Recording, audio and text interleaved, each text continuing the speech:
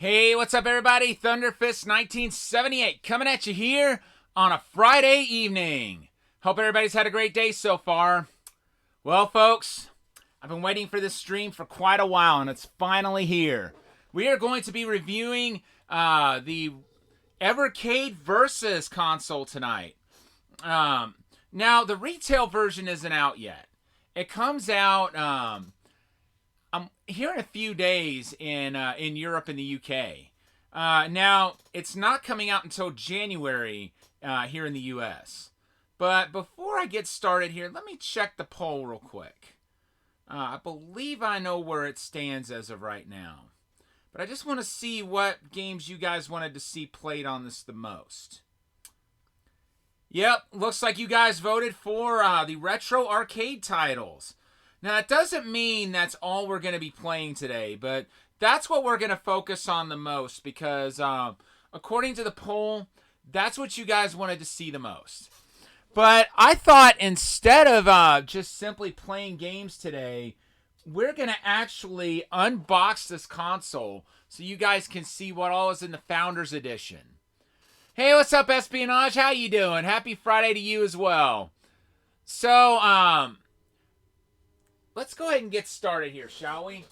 So I got this package. I got it yesterday.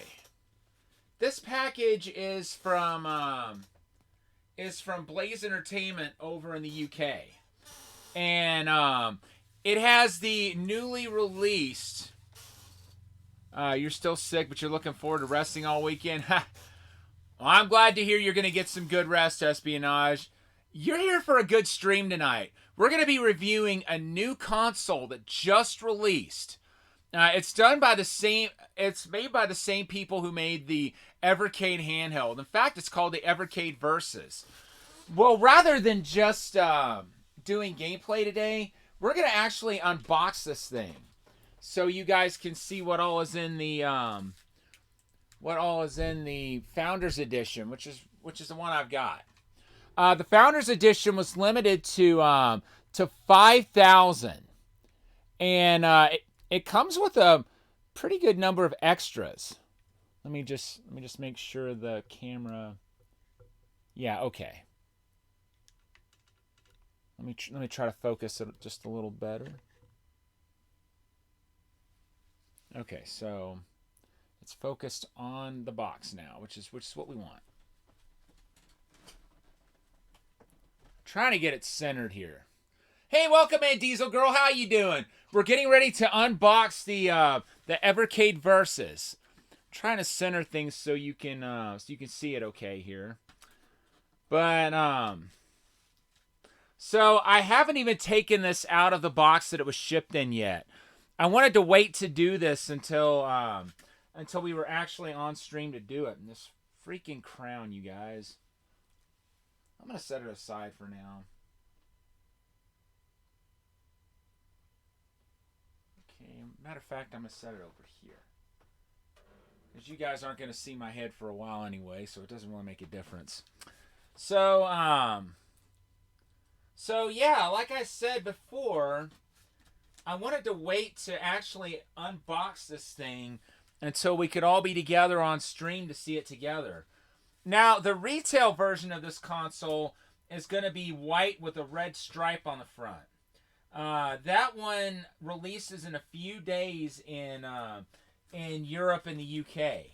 So if you ordered it from Funstock, even if you're outside Europe and the UK, yours will be shipping in a few days. But once they process it, it will be. But that's when it's slated to actually release. The only ones that have actually shipped right now are the Founders Editions, which is what I have here. So, first of all, let's see what the box itself looks like. Oh, look at this, you guys. Look. Oh, this is awesome. This is so awesome. Look at this. Let me flip it right side up. Evercade versus Founders Edition. So here's what the console itself is going to look like once we get it unboxed. That red line is going to appear upon power up. You won't see it the whole time. And I saw something on here. Yeah, you can see the list of companies whose games are on here. Can I make my camera view larger? You know, yeah, let's go ahead and do that. Let's go ahead and do that.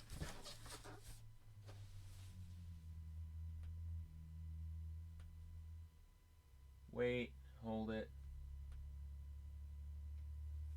We're not going to need that for a while.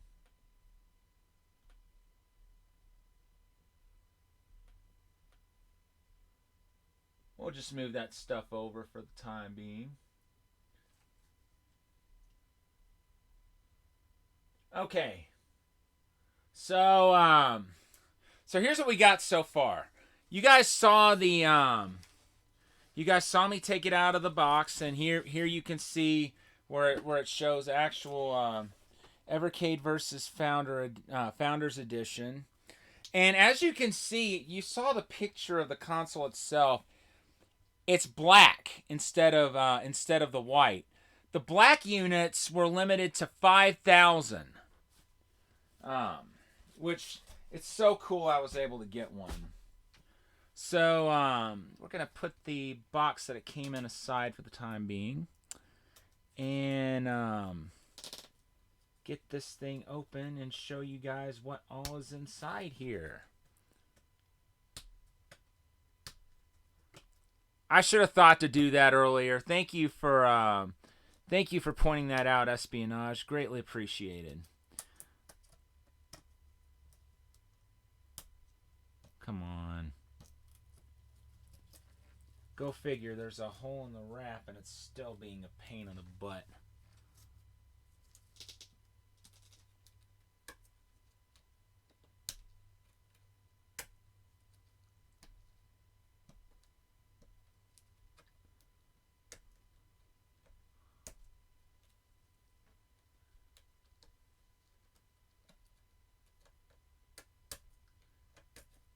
I promise we'll have this open very shortly. So I checked the poll again, and it looks like the retro arcade titles won. Again, that doesn't mean that's all we're going to be playing this stream, but that's what our primary focus is going to be on, because that's what you guys voted that you wanted to see the most.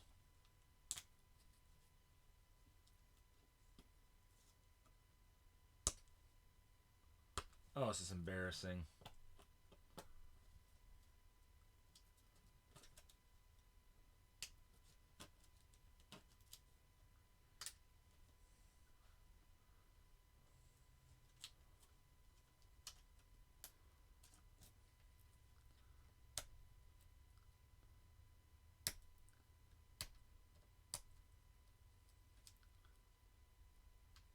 There we go. We got it.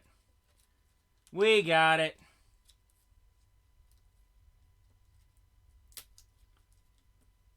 Now, the pictures I've seen show the console either being much smaller than I thought, or the controller's much bigger than I thought.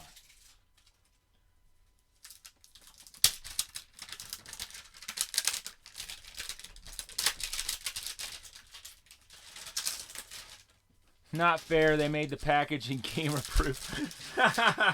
Don't they always?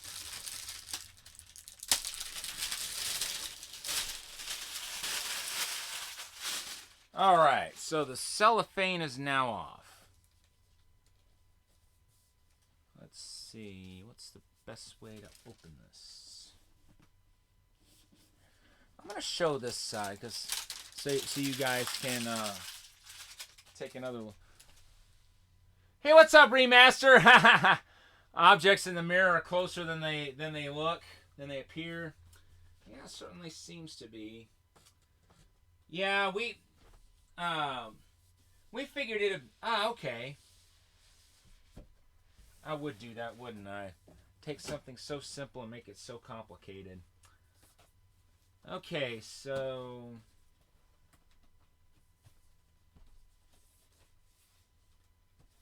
just have to...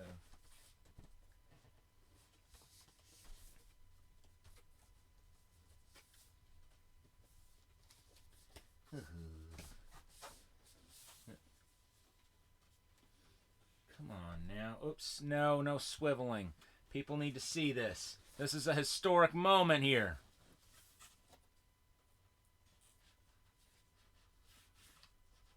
Probably the more so because it's a good laugh at my expense. Here we go. Well, wasn't the way I wanted everything to come out. So here it is. Here's the console itself. As soon as I can get it out of here. Look at that, folks. Isn't that beautiful? That's the console itself. It's got 4 controller ports in the front, HDMI in the back, and this is where the USB power supply goes. History in the making. I ain't going to drop it. Are you nuts? I spent over $200 on this. So here's the cartridge slot here. And as you can see, it can hold 2 cartridges at one time. In some cases, if you put in certain combos of cartridges, you can actually unlock hidden games. Like if you put the 2 Technos cartridges in, it'll unlock some games. And right here we have, this is a steelbook case for putting cartridges. Let's take a look at this. How many cartridges does this hold? I wonder. But yeah, this was like a $220, $230 package, I think. It's just chock full of extras.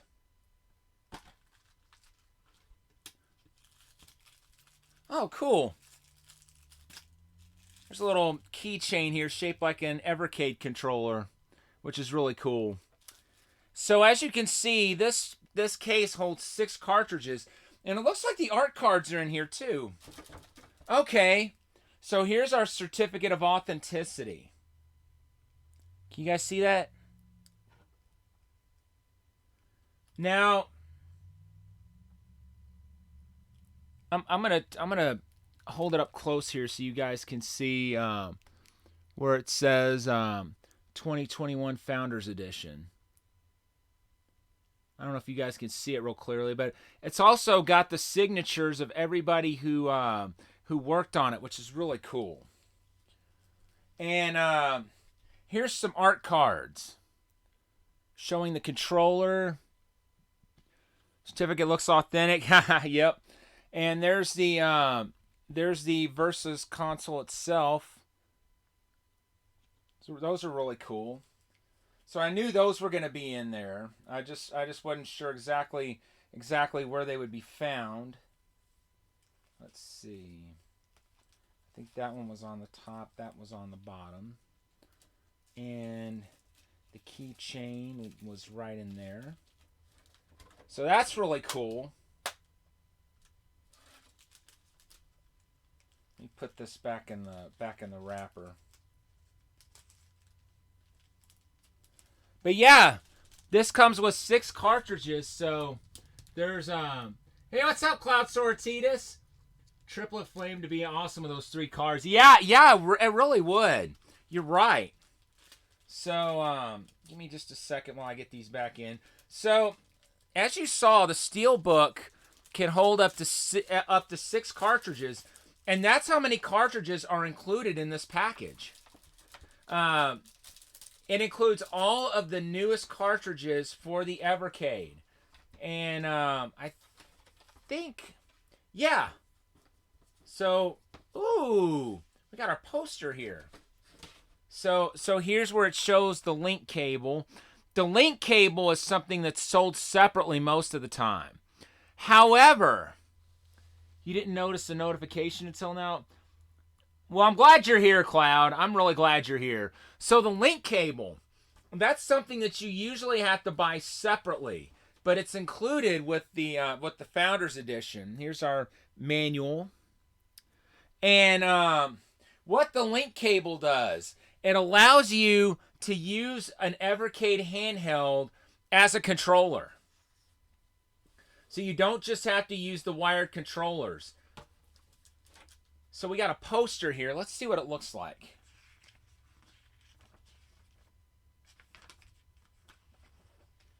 Let's see. Check that out, you guys. Check that out.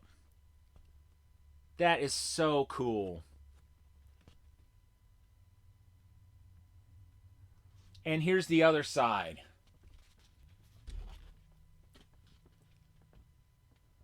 Showing a bunch of the games that are available on the cartridges that released with it. Thought it was used to trade Pokemon. Hey, what's up, Weathered? How you doing?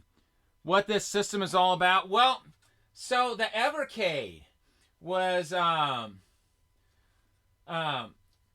the first handhelds were released in 2020, and this is their newest console. All the games on these cartridges are fully licensed. Way more thought and care to their packaging than PlayStation did with their classic. Oh, yes, they did. Yes, they did. Okay, so we got some cartridges here. Let's see what we got. So here we have, here's our Technos cartridge, which has all arcade titles, and there's 8 games on here. Let's see what games are on here. We got Mysterious Stones, Dr. Jones's Adventure, Block Out, Combat Tribes, Double Dragon 2, The Revenge, Double Dragon 3, The Rosetta Stone, Mania Challenge, Minky Monkey, and Battle Lane Volume 5. And we've got another one here. This is our Data East arcade cartridge. Let's see what we got on this. We have Burger Time, Bad Dudes vs. Dragon Ninja, Gate of Doom, Wizard Fire, Breakthrough, Tumble Pop, Darwin 4078, Sly Spy, Chain Reaction, and Lock and Chase. I think those are the 2 you got if you get the premium edition of the retail version. Give me a second while I put these aside, because we've got 2 more cartridges to look at right here. Here is the Galco Cartridge. Now, if you're not familiar with this company, Galco was based in Spain. I don't think a lot of their games are well known in the U.S., but some of them are. The Evercade game cases the same size as the Switch game cases? No, they're a little thicker. They're kind of like Genesis. They're kind of like Genesis cases, smaller in size, but they're very similar as far as how they're built. So on this we have Alligator Hunt, Thunder Hoop, World Rally, Biomechanical Toy, Glass and Snowboard Championship. I would say World Rally and Radical Bikers are probably the best known Galco games here in the U.S. And we've got an Atari arcade cartridge. They were pretty much the pioneers of coin ops. The only game that was made before Atari's coin ops was Computer Space back in 1971, which was made by Nolan Bushnell and Nutting Associates. And of course, Nolan Bushnell founded Atari, so, there you go. But what's on this one? We've got Asteroids Deluxe, Canyon Bomber, Centipede, Crystal Castles, Liberator, Lunar Lander, Millipede, Missile Command, Night Driver, Pong, Skydiver, Super Breakout, and Warlords. It really is. Hold on to your hats, because we still got 2 more cartridges to go over. Now, these are not arcade cartridges. These are console stuff. Right here we have Intellivision Collection 1. Let's see what's on this one. We've got Night Stalker, Astro Smash, Thin Ice, Thunder Castle, Shark, Princess Quest, Frog Bog, Snafu, Slapshot Super Pro Hockey, Pinball, Buzz Bombers, and Word Rockets. And the last cartridge that comes with this is the Bitmap Brothers collection. I thought this was a newer company, but no, it turns out they've been around since the 80s. Let's see what's on this one. We've only got 5 games on here. We got Speedball, Xenon 2, Mega Blast, Speedball 2, Brutal Deluxe, the Chaos Engine, and Speedball 2100. So you guys voted in the poll, and you said more than anything else, you wanted to see the arcade cartridges in action. Again, that doesn't mean we're only going to play the arcade ones, but that's going to be our primary focus tonight. So give me just a second while I get stuff situated. Oh, wait a minute. Something just occurred to me. Where is our... Okay. So we've got our controllers and whatnot down here. So take a look at these controllers. We've got 2 controllers in here. And they both say Founders Edition on them. I ordered 2 extra controllers that also say Founder Edition. Look at that. Isn't that sleek? Now look at it compared to the console. Almost the same size. So we got 2 controllers in here. What else do we have here?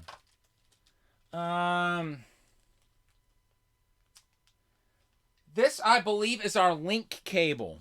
This is what you can use to have a handheld function as a second controller.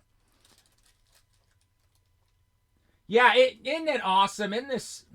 You like the design of both the console and the controller? Yeah, so do I. This is such a cool package. And here is our... I believe this is the cable we'll use for power. Now, it does not come with the power adapter. But you can use most cell phone adapters with this one. I'll show you guys here in a second the adapter I'm going to be using. So, give me just 1 second while I pop these back into the case, into the box. More than likely, we're not gonna be playing this one tonight, or these 2 tonight. The others, more than likely, we will. Now, the one downside to the Versus. Back in my day, I thought that if you traded Pokemon with the link cable and cut the cable, the Pokemon would come out. And I didn't think about that one, but hey, who knows? So that's 2 of our cartridges. I'm going to go ahead and take our arcade cartridges out, and we're going to go ahead and leave the others inside. But we may break them out a little bit later on. Okay, so here's our poster. There's that. And this one on top of that. And the console holder went on top of that. Oh dear. Looks like putting it in so that this box is going to close. Okay, I think we got it. So now we will put this in. Yeah, they really cater to retro gamers with this. I'm very, very pleased with this. And now I'm going to slide this back on, and we are just about ready to get started, folks. There's just a couple things I need to do here. Give me all your Squirtles. Good thing that wasn't true. Imagine asking your mom if you could keep the Pikachu you found. Oh man, that would be rather interesting. Okay, so let me get the camera situated back the way it was.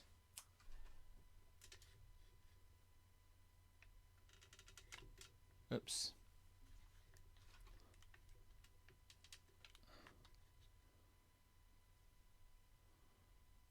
Yeah. That looks about the way we had it.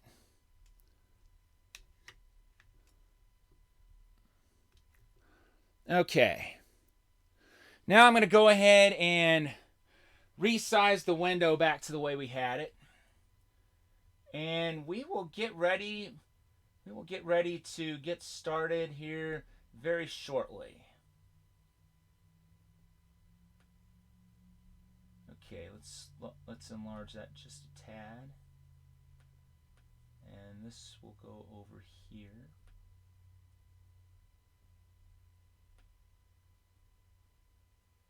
Cool. So we got a lot of great games to go over tonight.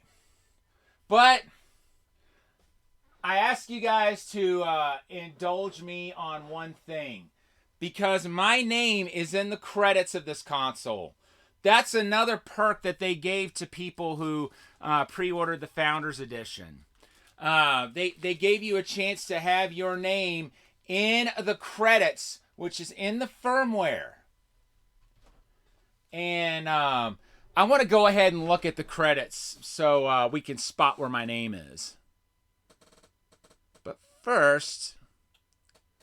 Right, yeah, it is so awesome that they let us be a part of the console's history like that. Okay, so let me show you guys the charger I'm going to be using. This power adapter right here, you can use something like this to power it. It's 5 volt, 2.1 amp. I think you need at least 1 amp to power this thing, but the voltage is it's definitely a 5 volt adapter. And give me 1 second here because I'm putting the capture card back up. It needs to be 5 volt and at least 1 amp. But I went ahead and went with a 2.1 amp. Because I mean, amperage, if you go over what they recommend, it's not going to kill your system or whatever you're working on. Now voltage, that will kill it, as we all know. So give me a second while I get everything plugged in and whatnot. Okay, so here's the power cord. And this darn crown, I swear, you guys, that is the biggest side effect ever to this weight loss journey that I'm on. But hey, small price to pay for being healthier. Very small price to pay.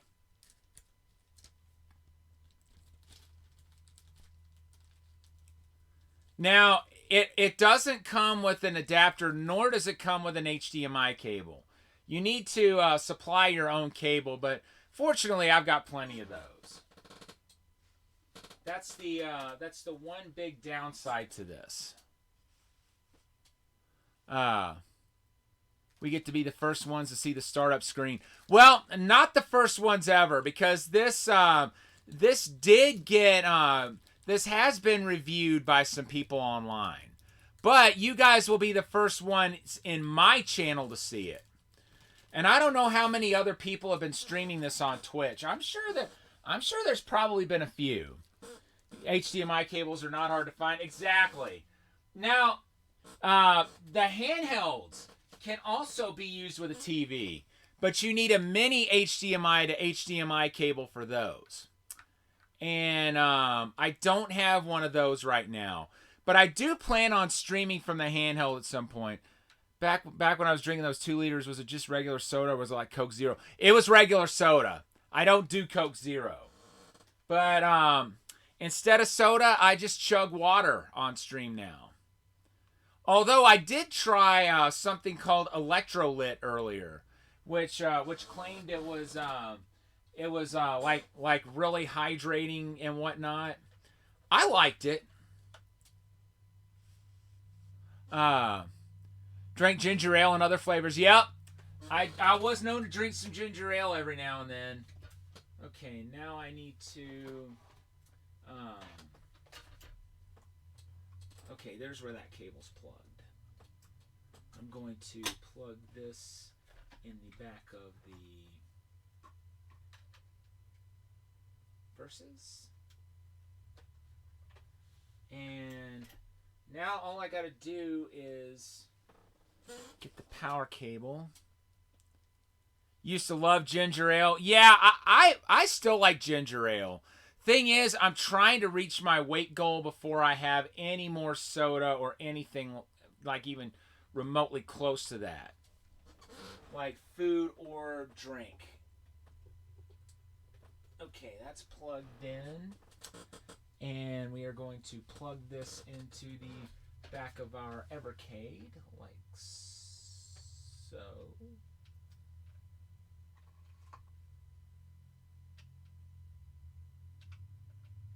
Oh dear.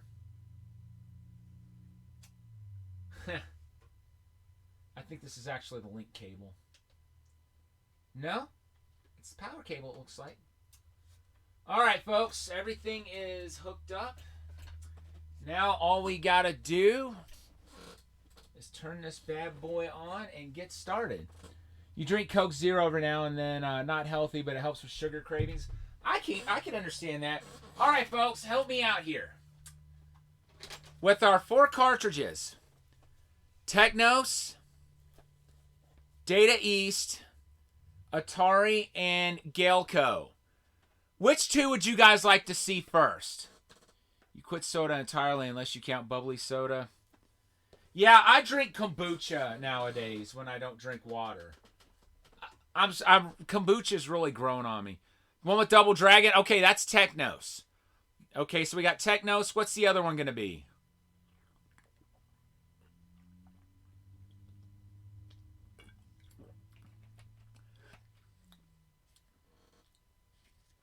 Okay, so I see Atari. So we're starting with Technos and Atari. Okay. So let me just show you guys this too. Before we get these started, I'm going to open these cases and just show you what else is it. I'm going to show you what the cartridges look like in case you haven't seen them. And they also all include manuals in these. When's the last time a game came with a manual with a modern console? These all do. Oh, you were going to say Data East? Well, we'll get to that one next, Diesel Girl. We will totally get to Data East next. Hopefully we'll have time in the stream to review all 3 of the cartridges. So, I'm unwrapping the Technos cartridge right now. So here you go, folks.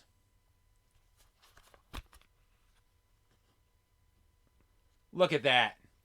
There's our cartridge, and there's the manual. The manual, a lot of it is history lessons on the different games. Like, there's the blockout page. You miss manuals, they smell amazingly new. Yeah, they certainly do. Okay, so here's our Technos cartridge. I'm going to show you guys the back of it too. Oh, wow. These are even smaller than the original cartridges I've been playing with.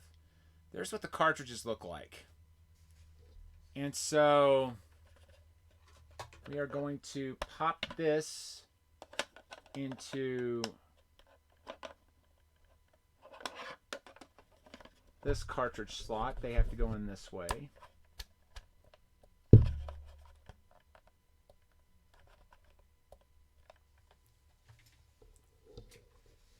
Love the smell of new electronics. Don't we all?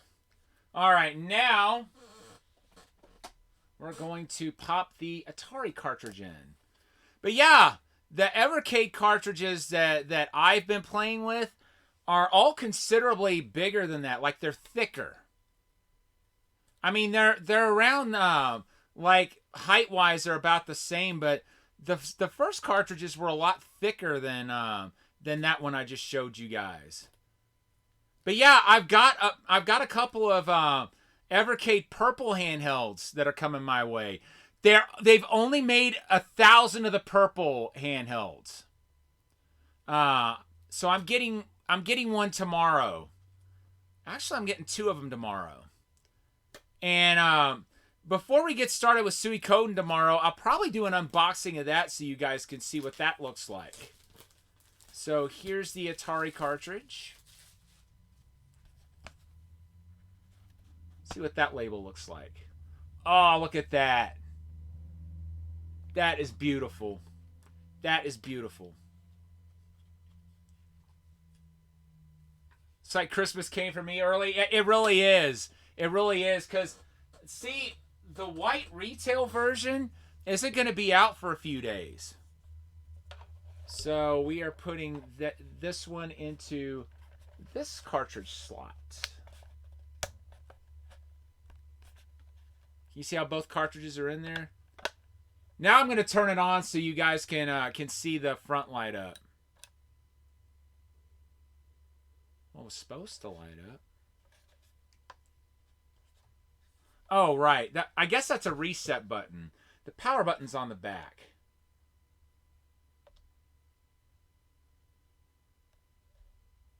What?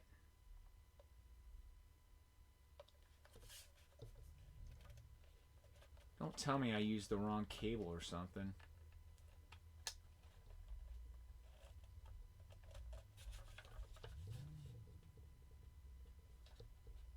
Hold on a second, folks.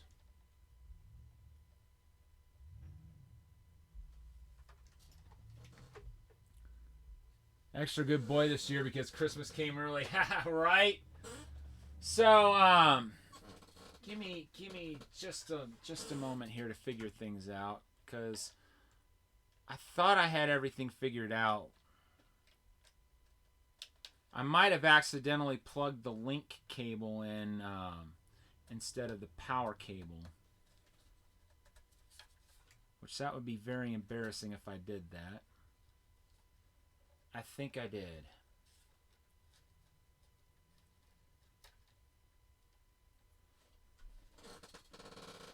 I got confused because the pictures of the link cables that I saw in advertisements showed them being red. And as you guys saw, there was a red cable in this package. I thought that was the link cable, but it looks like this black cable may actually be the link cable. I promise we'll be starting very shortly here.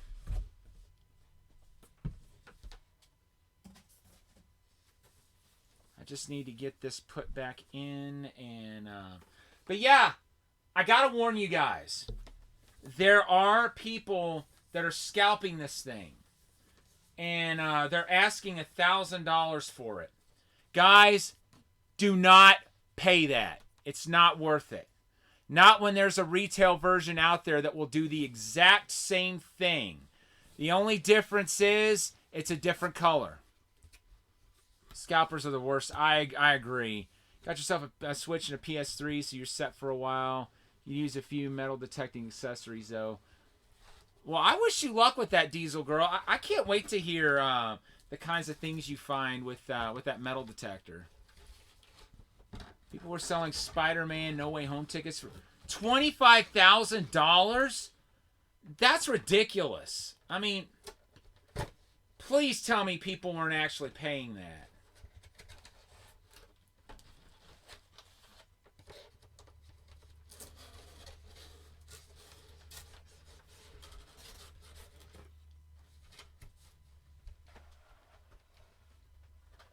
Yeah, I said the exact same thing. Please tell. Okay, what's this? That looks like that could be the power cable. We'll try that.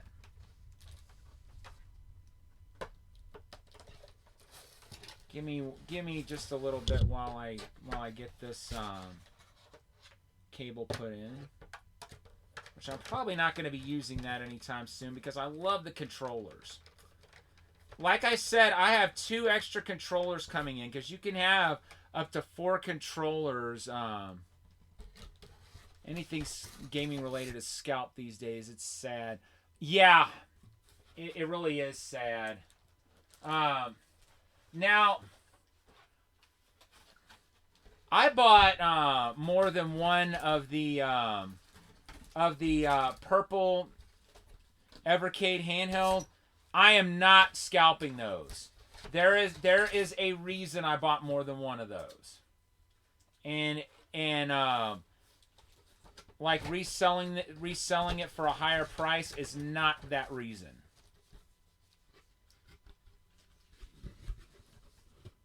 All right, so let me get this in, and we will try this again with the red cable. Okay, there's that. So one thing I don't understand is why Double Dragon 2 and 3 are on the Technos cartridge, but not the original one. I mean, it's out there. You certainly have access to play it, but why would you not put all 3 of the games on there, or put 3 on there and not one of the other 2? I mean, I don't understand that. I mean, 3's the worst one. It's pretty much universally agreed. The Atari VCS actually come out yet? I think it did. I don't have one, but I believe I've heard that it did come out. Okay. USB-B. Okay, that looks like that's in a little more snug. Let's see if this works.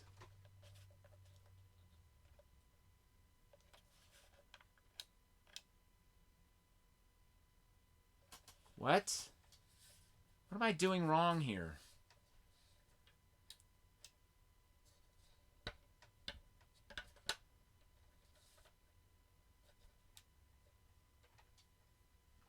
Sorry, folks.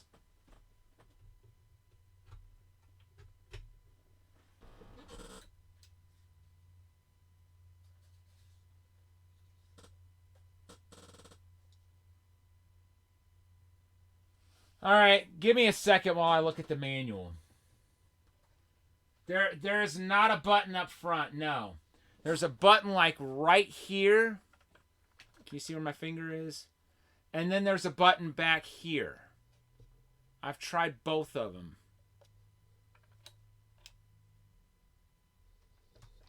So I'm going to look at the manual real quick.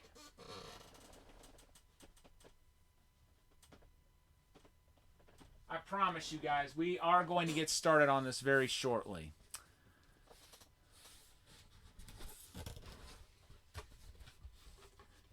I know that adapter should be the right voltage and everything. Okay.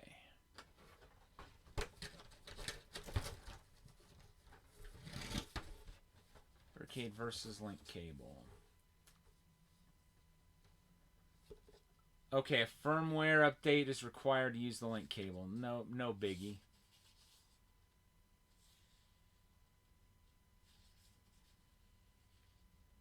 Alright, so...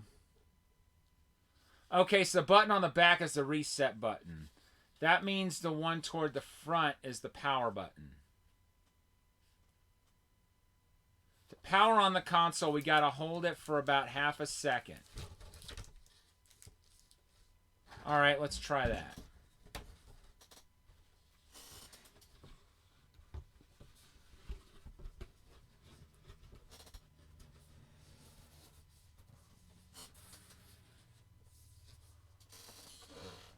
thing I can think to do if this doesn't work is try the other cable. All right, here we go again.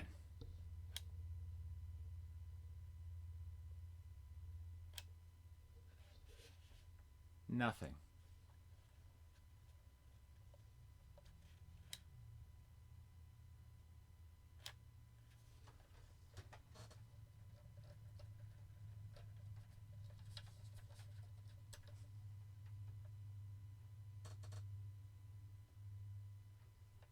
Okay. It'd be nice if it would tell us which one is the link cable and which one's the power cable. But I bet the black cable is the power cable. Because the red cable has a rather long cord. Although I thought on the website it said the link cable was supposed to be a black one with the Founders Edition. That's what threw me off at first. I was like, wait a minute. I thought our link cable was supposed to be black. But no, we got a black cable and a red one. So now I got to dig through all this again.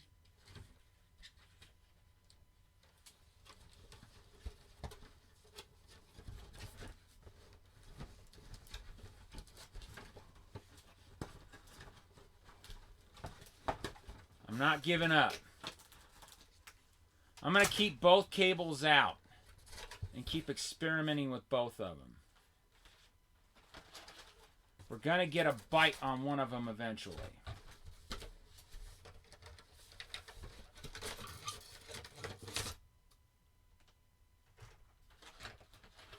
Okay, so put that back in. Those go back in. And just so we don't have to go digging anything else back out, once again, we are keeping both of the cables out. Because eventually we will find which one powers this thing. And I'm pretty convinced it should be the black one.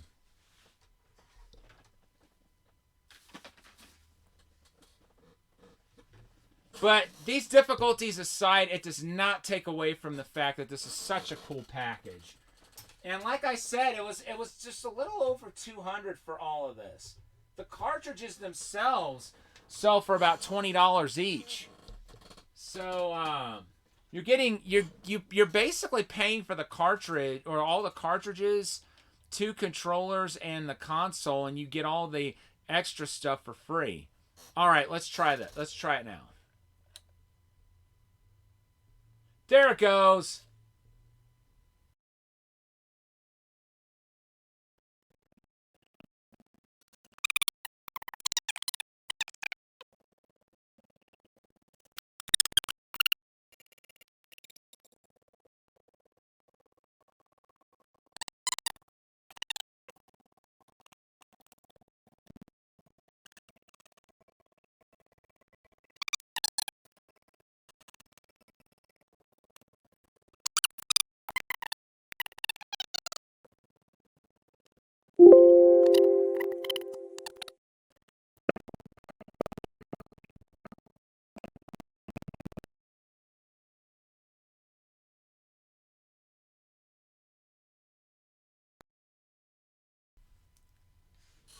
All right, let's try this again. Okay, so it's back on.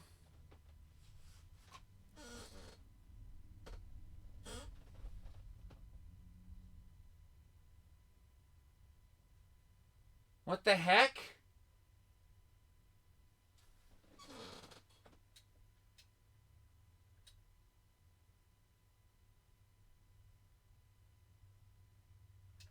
Hold on, guys. I hope I didn't just brick it.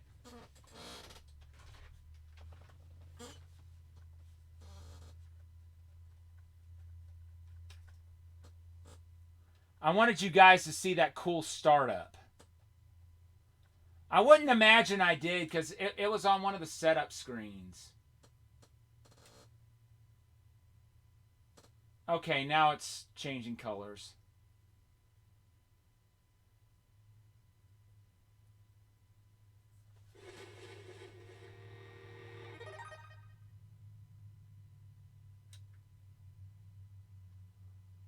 I don't think it is. I don't think it is. Hold on a second. Oh, I see what I did wrong. Hold on a second.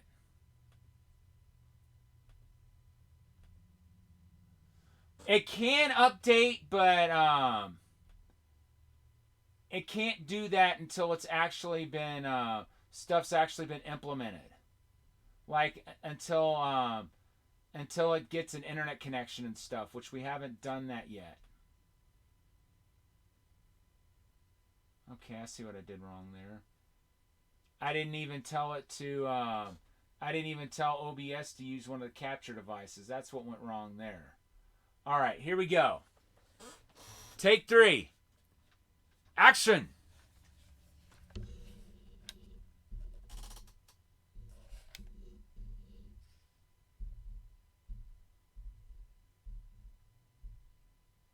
Please don't hang up here.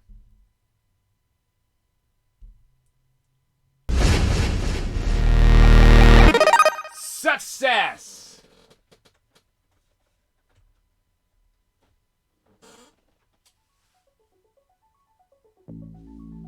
All right. Let me get through the setup stuff real quick. Yes, we want it in English.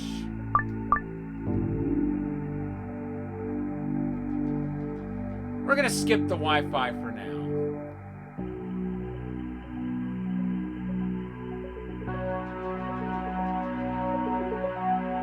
Okay.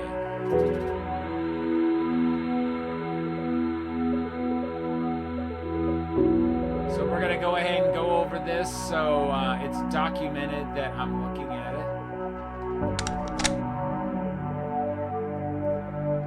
it. So right here it shows you a list of, it doesn't just show you like the 2 cartridges where you can go back and forth. It gives you all the games up front that are on both the cartridges that you've inserted. But before we do that, I do too. The menu's great on this, and I really like the, oh, this is cool.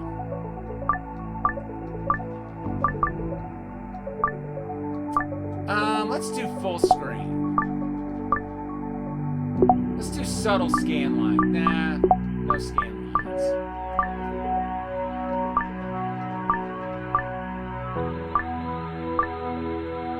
I like the box art. Let's go with the box art. Has a fun Tron vibe to it with the music. Yeah, it really does. Now, guys, so secret code, we don't know any yet. Before we get started, I gotta look at the credits. So this not only has the people that worked on this, it also has the names of everybody who purchased the Founders Edition. And wanted to cancel their orders. Blaze ended up taking their names out of the credits for firmware updates and stuff. Wouldn't it be nice if that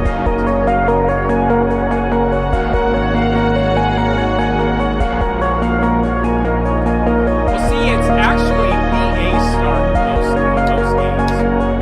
However, it is a B star in Teenage Mutant Ninja Turtles 3 and the Manhattan Project. NES. Oh, here we go. Evercade versus Founders. You had the option of putting it in or any other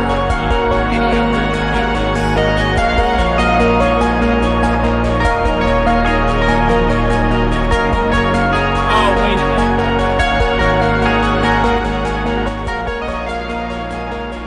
I forgot to adjust the volume. Sorry, folks. So, if you bought a Founders Edition, you were able to put to have them put any name in that you want. Whether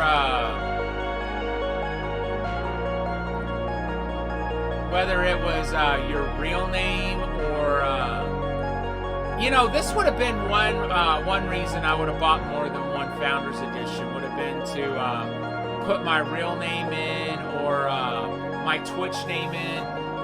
Spoiler alert, I put my Twitch name in it. And part of that was I was hoping maybe people would find my channel through it, find out that I'm going to start streaming Evercade and maybe come in and hang out. But it's going to take a while to get to my name. Somebody put Chuck Norris. Bringing down the thunder. Yep. Well, we've got a soundbite for that. You called down the thunder, well now you got it.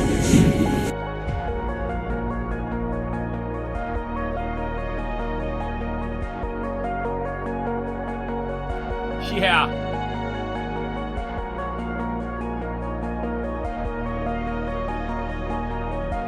Earthquake and Beak.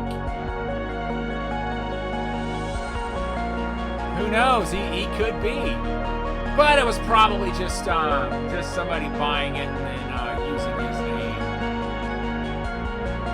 I wonder how many of these people are actually Twitch streamers. I would love to go out and see how many people I could find and like network with who are fellow streamers.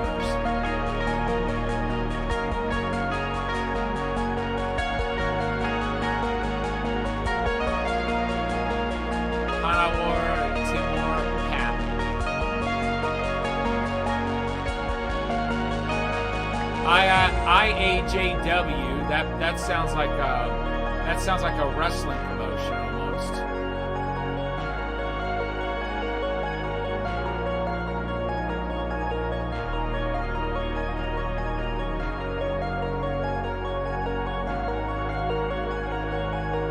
But yeah, somebody, one of the reviewers, one of the things they did was they actually pulled up the credits list and just recorded it so that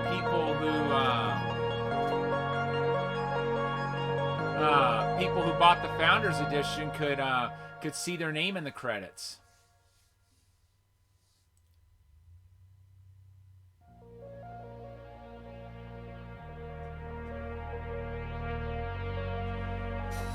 There's someone with your exact name? I missed that. Justin Bieber. Missing one of your two last names.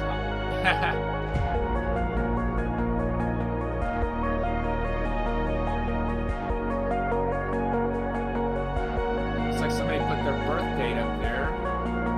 Looks like their birthday may actually be tomorrow. So Madeline 12/04/2006.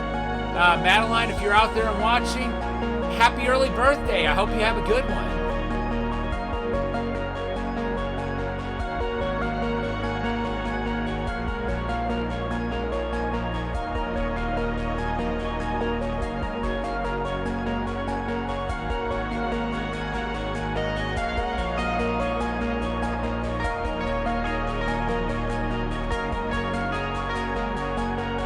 Well, there were 5,000 of them.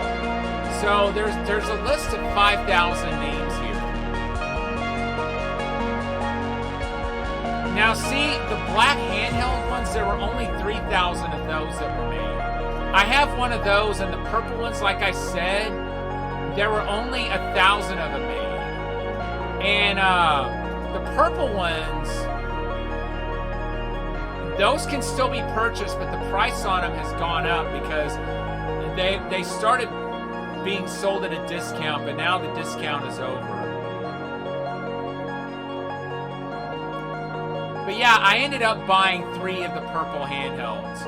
I'm going to keep one of them, but I have plans for the other 2. The only way I would ever sell one of them on eBay is if the person I bought one of them for doesn't want it. But I did buy it with the purpose of giving it to somebody, not to scalp it. And if I do put it on eBay, I'm going to start it off at the price that it retailed for. And, you know, it'd be great if it doesn't go much higher than that.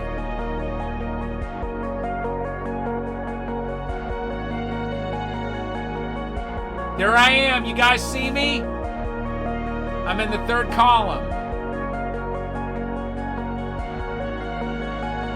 Yep, that's me.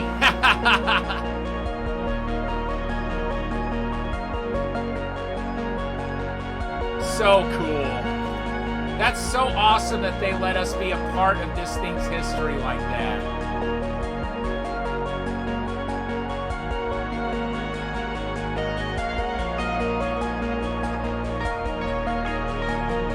Let's see, abstract synthwave credits and the Evercade main theme. Here's hoping I don't get DMCA with this music playing.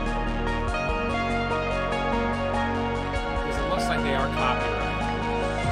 Special thanks to all the contributors to open source projects which help make this console, blah, blah, blah. But yeah, all of the games that are on the cartridges for the Evercade stuff, they're all fully licensed by the original copyright holders.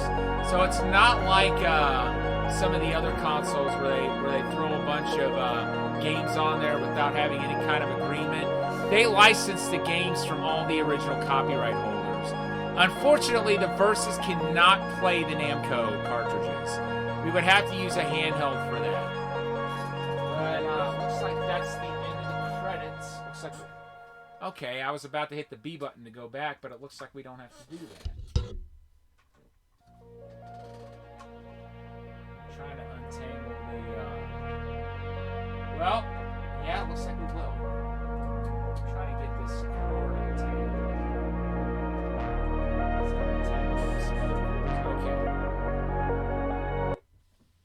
All right. Now let's get to some gaming.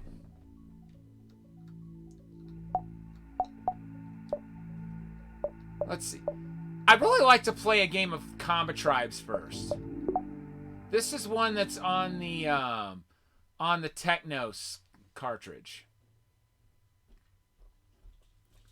Up to 3 cyborg vigilantes to clean up the town. Oh, I love that.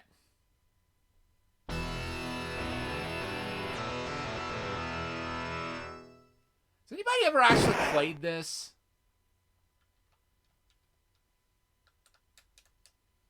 Okay, so we had to hit the select button to coin it up.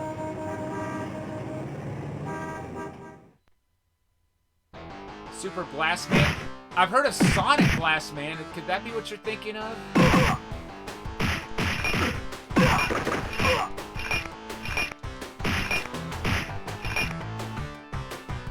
I love the music in this, and this is kind of a grittier beat 'em up for the time.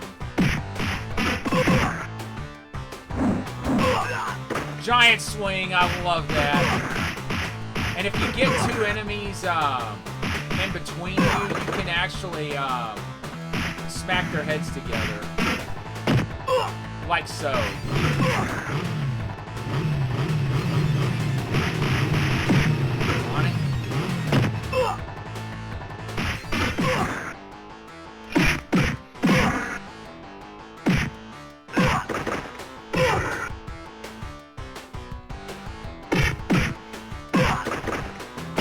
That was one of the things I really liked about this game was the gritty fighting techniques. And yes, I slammed his head into the concrete. Play next time.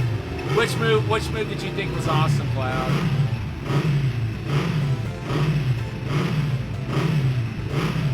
It really is. I've always liked this. Now see, this game is available on the SNES, but you can't throw any of the weapons like the motorcycle and stuff. Oh boy. Now Fats is gonna start fighting differently now that we disarmed him. Yes, that's that boss's name. His name is Fats.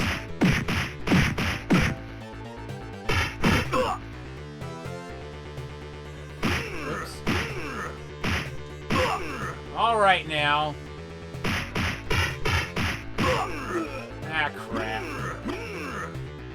Looks right up your alley.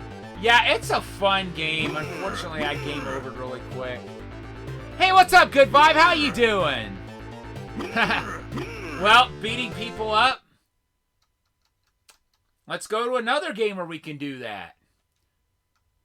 Since Double Dragon is what led us to pick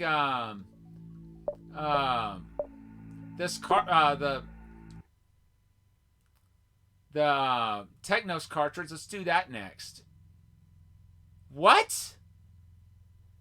The Evercade. This is a Good Vibe. This is something that came out of the UK. The Founders Edition just recently shipped, and I don't know why there's no music during the demo. So let me show you what the console looks like. You see a white one in the picture.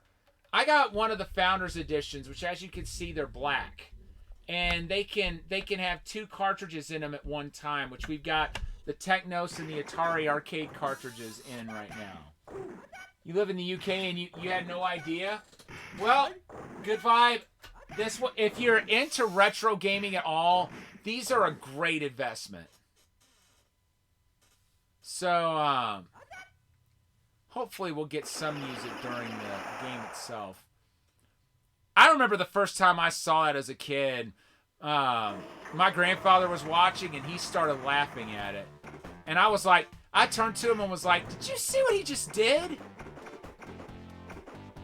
It's like at the time, that was quite a level of violence for a video game.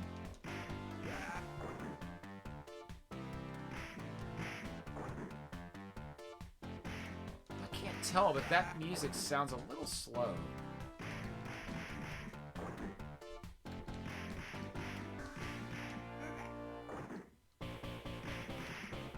One thing that is cool about this game is every enemy has their own death scream in this, unlike the original Double Dragon.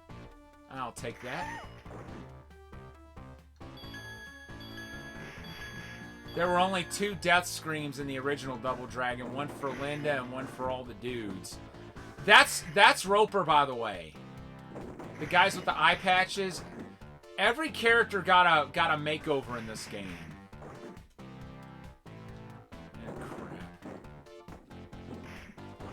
Come on, dude.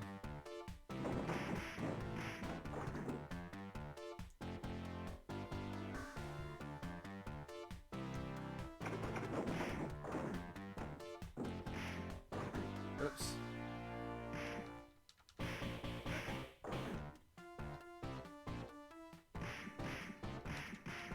And that's Williams. And the ladies with the mohawks, those are Linda's. Okay, that's what I should be doing from now on.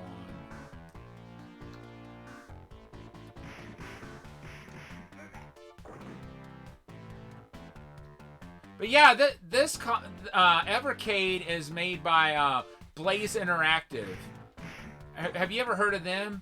Now, this is a new character to the series. His name is O'Hara. He does not replace a Bobo. He's just a new bonus big guy for the game. A Bobo is in this too. Nice death scream, dude.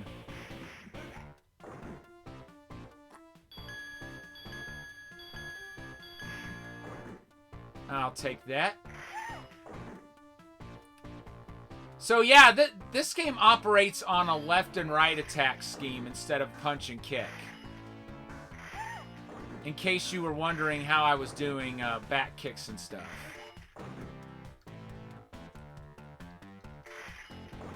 Better drop that knife, Williams.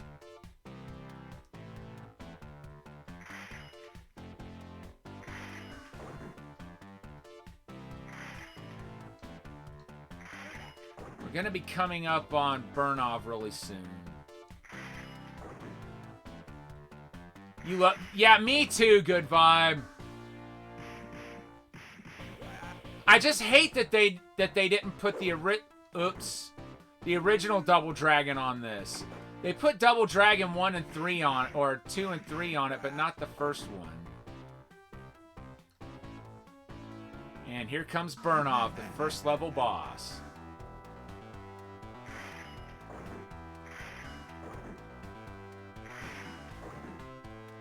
If you play Double Dragon 2 on the NES, you might recognize that theme as the Mission 7 theme.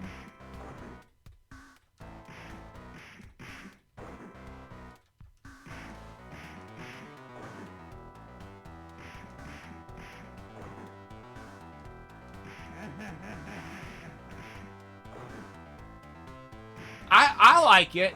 I have Battletoads Double Dragon for the NES, SNES, and Genesis. Totally down for streaming that at any point. Matter of fact, we may do that soon.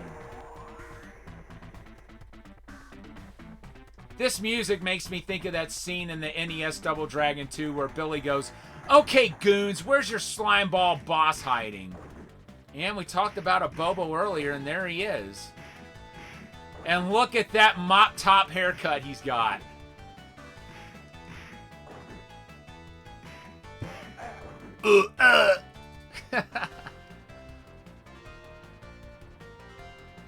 Gotta be careful because Linda's gonna start throwing grenades at us. Okay, maybe not that one, but another one will.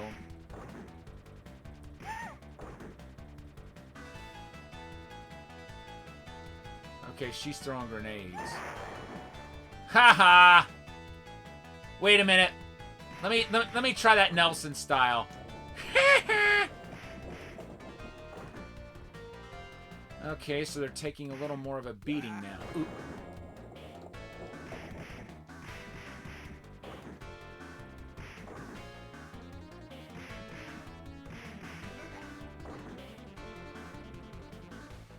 Yeah, Battletoads Double Dragon. Yeah, Battletoads is very hard. But guess what, Good Vibe?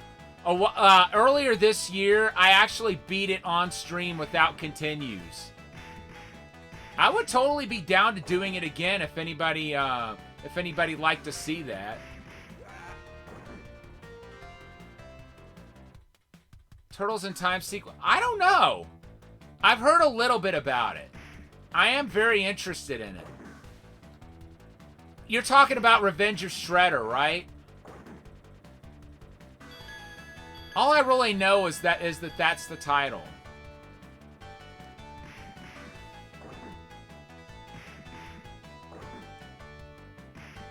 Welcome back, Diesel Girl. Yeah, I want it too. Oh, no, you don't, son. I think it's thinking I'm wanting to pick up that knife. Blah. Give me that knife.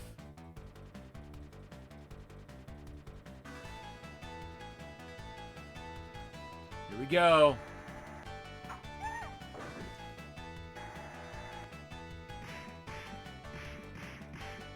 A lot of people think that this game was really rushed because it's so similar to the first game. It turns out somebody on YouTube said he actually met the original creator of Double Dragon and asked him why they killed Marion in the second game. And apparently Double Dragon's creators said that their plots are not connected. That this was intended to be a redo and not a sequel. And no, that may look like Arnold Schwarzenegger, but no, his name is Abor. And he hits a heck of a lot harder than a Bobo. Good thing, pretty much all he can do is shoulder tackle and chop.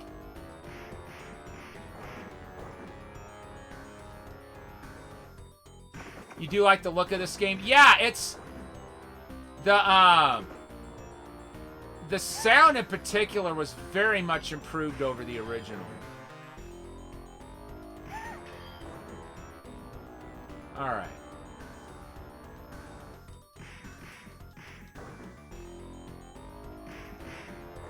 This is where I tend to like to stand with the boar. I just like to back kick him until he's done. Looks like Ric Flair on steroids. Most people say he looks like the Terminator on on far too many cheeseburgers. Which that's what I tend to agree with. Woo! I forget what his death scream sounds like. Or something like that. So there's 4 missions in this game, like with the others. Another thing I think is really cool about this game is every boss has their own theme music. Unlike the original Double Dragon, where all the bosses have the same theme music.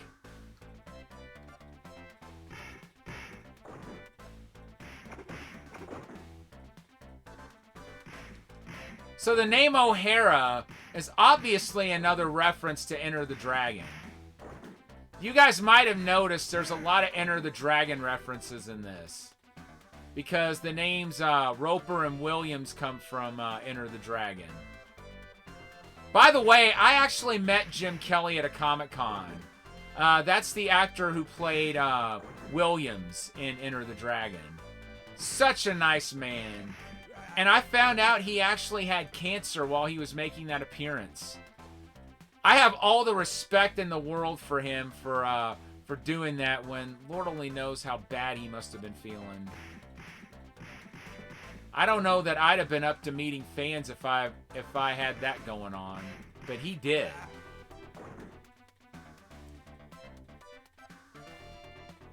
I think the game may have soft locked. It's just sending us Williams after Williams, whereas you might recall one just cartwheeled off the screen earlier.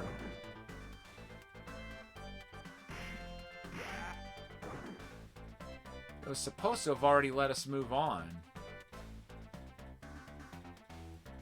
Alright, let's go ahead and dip out of this game. Because I do believe it's soft-locked. Let's see.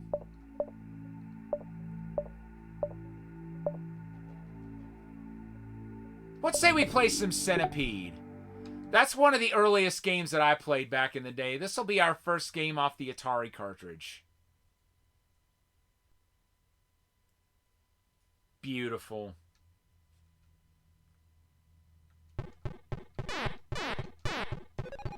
Okay, so B's the fire button. Okay, so the sound's a little bit off. That's not how the bug shooter is supposed to sound. And that's not 100% what the centipedes sound like either as they make their way down the screen. Right? This is the first game I ever got a high enough score on to put my initials in the high score table.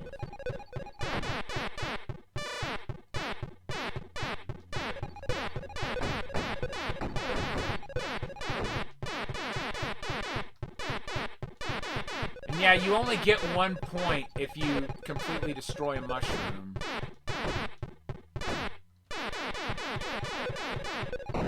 Oops. Whereas you get 5 points for every mushroom that was only partially destroyed.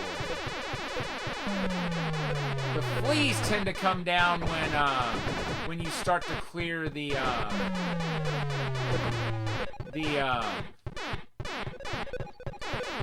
bug shooter maneuvering area from...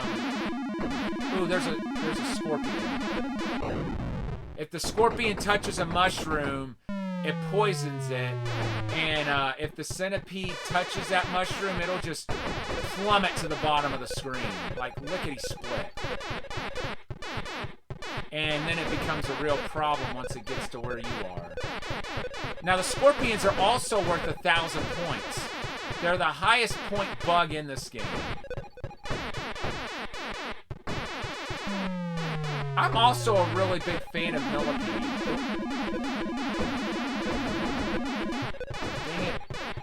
I tried to hit the scorpion and wasn't able to. Got that one, though. Oh, just under 10,000. It works a lot better if you have the trackball as opposed to just directional buttons. But you work with what you got, right? Let's see here. about some Skydiver?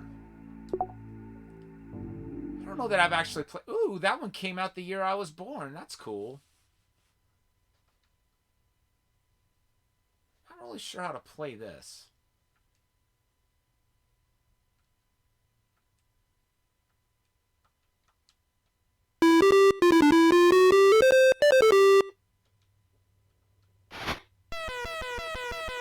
What?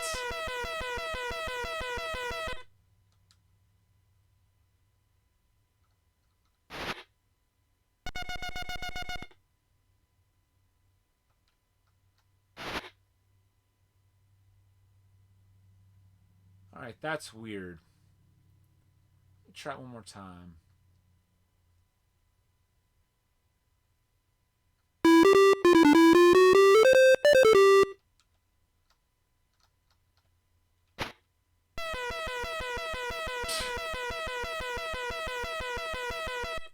Your other favorite was Space Invaders?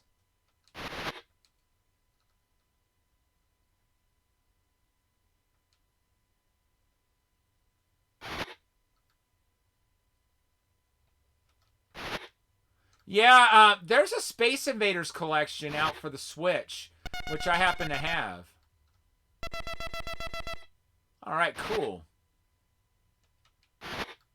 We actually successfully landed that time.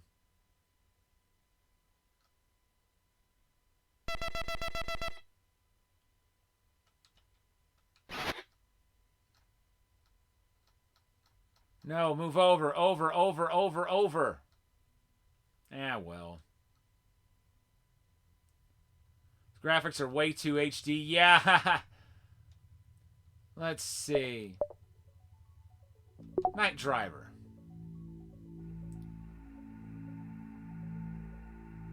Let's see here. Okay, so we got an accelerate button and different gears.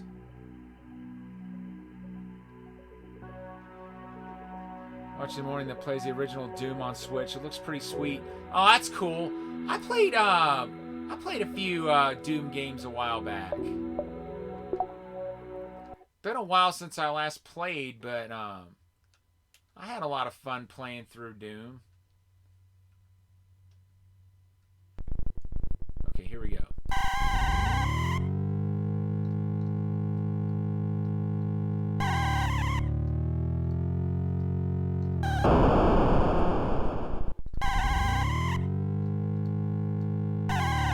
So in the original arcade game of this, it pretty much just that really spiffy image of the car was pretty much just on the screen, and you were essentially steering the background. You were basically scrolling the track and trying to make sure the little car that's on the screen stayed on the track. So that's the premise of this game. And you do have a timer that's working against you too. Also play the original Oregon Trail game. I've got that somewhere, I think. Or one of the more modern Oregon Trail games, I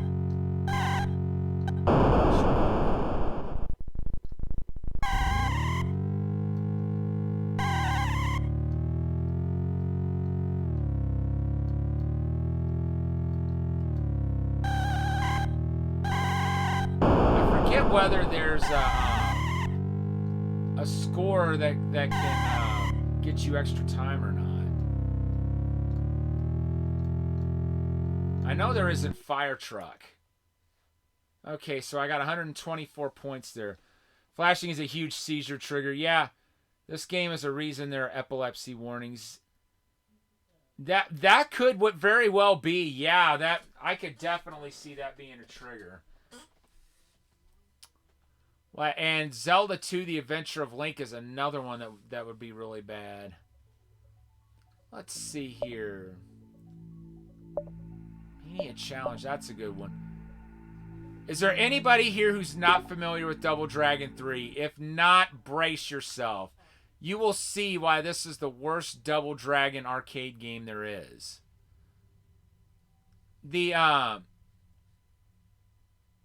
That's weird. Okay, so it is playing the original theme music. Mission 1, America. Now, see, one thing a lot of people really didn't like about this game was that... Oh, that's weird. You see where it says in? You can go in there and buy power-ups. For actual money, you had to insert more quarters into the game to buy power-ups. This was like the early days of microtransactions. And that's only applies in the US version of the game. That feature is not in the Japanese version. I think there are weapon shops, but they don't cost actual currency. But yeah, this game was outsourced to another company. That's why it's so horrible.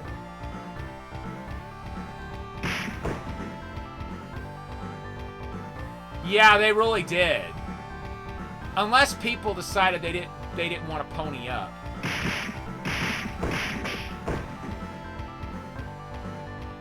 Let's see what's in here so you guys can see what you can spend quarters on. What would you like? Only need 1 coin. Thank you. So you can get Thank you. you can get extra Energy, moves. your attack power. Thank you. Energy, your stamina. Thank you. Attack, insert the coin. Notice how she said insert the coin. Trying to get him to do the hurricane kick. Cause that, where it says tricks, that's one of the moves you can buy. I would have been too stubborn. Would have been the stubborn one that didn't plunk ammo and change for weapons. Yeah, same. But yeah, basically the premise for this game is that Billy and Jimmy came home after a Oh, nice! Belly to back suplex. I love that. No, I'm gonna go ahead and move the stage on, but I want to show you what happens if you lose a life after purchasing an extra die. You actually get a new character. Yeah, it was a nice suplex. And the extra character that you get depends on what stage you're in. If it's in the US, you get these big guys named the Urquidez brothers. And if you're in China, they're the Chin brothers. Chin Taimei and Chin Seimei. And then there's the Aoyama brothers in Japan. So you're fighting in different countries in this game. It goes US, China, Japan, Italy, and then time is up. So now I get to play as Roni. That's the extra guy I bought.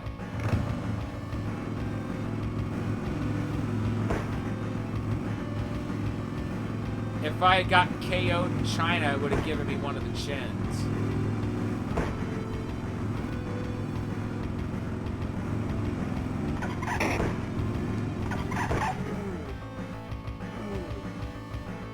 It's one heck of a road rip. Yeah, it really is.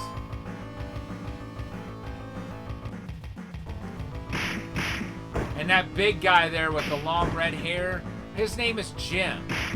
He is the younger brother of Willie from the original Double Dragon. Basically, he's reformed the Shadow Warriors. Let's play some Crystal Castles next. This is a really fun game. It also used a trackball in the arcades, so it's not going to control 100%. But this game was so cool for its time. Came out in 1983. It's got great music.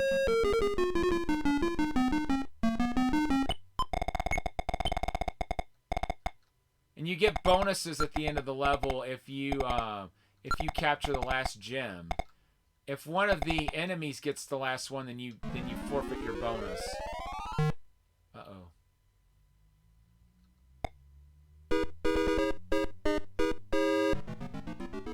Thunder says, no thanks, I'm out. You want to know how bad that game is? Doc Mack at the Galloping Ghost Arcade refuses to put it in the arcade. By the way, if you jump over those trees, they'll stop moving temporarily.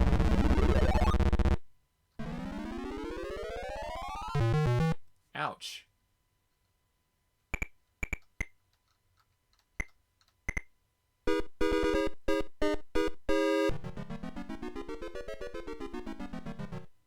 Yeah.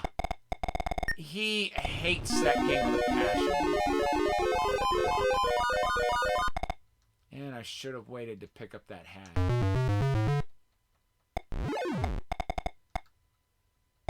Because that hat makes you invincible temporarily, and I could have used that against the skeleton.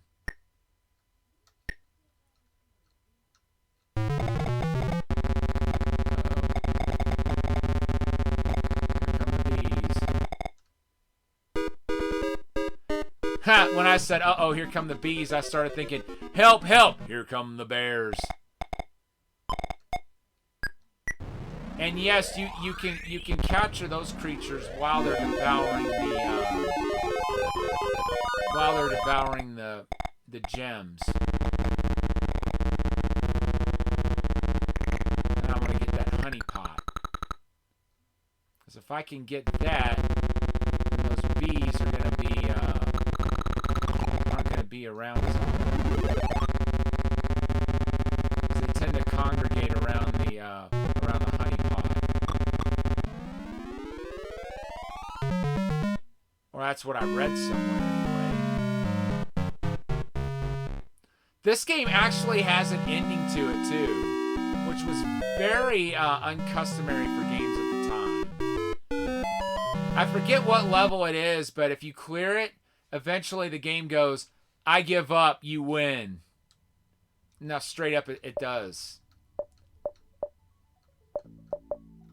Most other games at the time would just go on and on forever. Let's see, Missile Command. An old favorite that I always wish I was better at.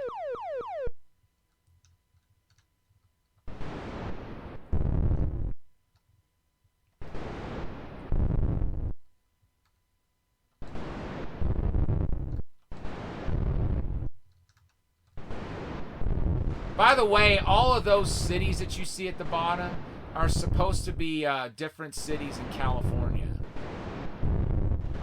I forget exactly which ones they all are. I know one's supposed to be San Francisco, one's supposed to be LA. I think Fresno may be one of them.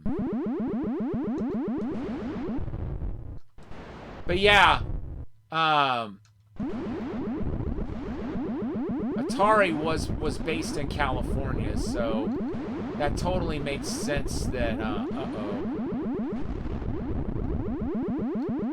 Oh, there went that base. But at least we didn't lose any cities. I don't know if it was on the Vectrex or not. It seems like it might have been. I know Berserk was.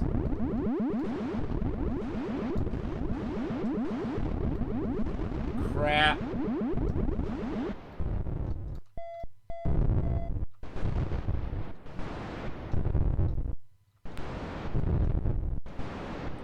Oh, we lost one city.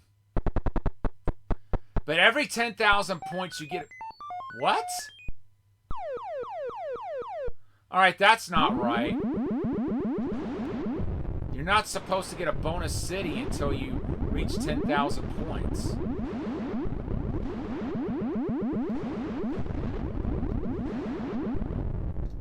That's not going to help me get good at the game.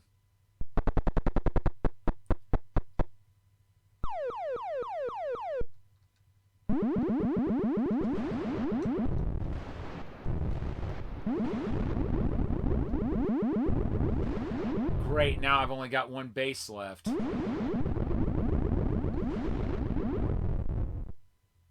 I just lost 2 more cities. Or 3.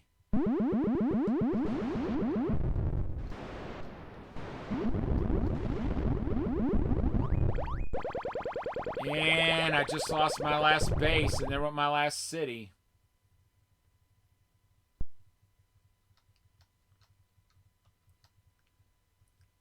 Here's a little trivia for you guys. Missile Command was one of the games that John Connor was shown playing in Terminator 2 when he was at the arcade at the mall. It was right after he finished that game. That's when Danny Cooksey's character, who played Bobby Budnick in Salute Your Shorts, says, "Hey, I'm going to go get some more quarters." It was right before the T-1000 made his way in. What do you guys say we check out the Data East cartridge now?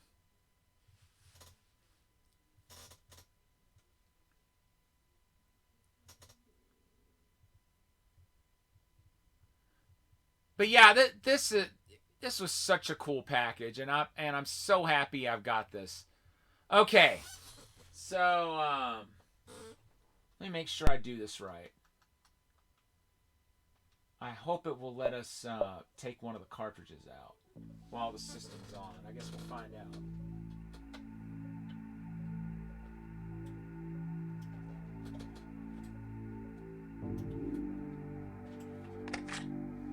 Yep. No damage done. I can't get over how thin these cartridges are compared to the original ones. All right, let's look at the Data East one. I want to see what the label for this one looks like. And I love me some Burger Time, you guys. I streamed Burger Time a while back and did my first ever no deaths run of the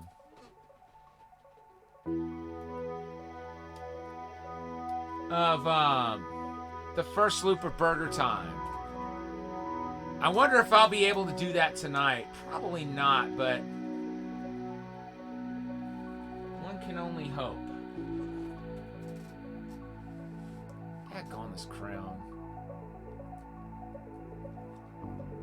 Battle Lane Volume 5. I'll have to check that game out sometime. Thanks, Diesel Girl. I appreciate it. I never even finished the first loop until I did it at the Galloping Ghost Arcade. There's what the cartridge label looks like. You see that purple on the bottom and top? The purple is how they differentiate the arcade from the console cartridges. Like, look at the side here.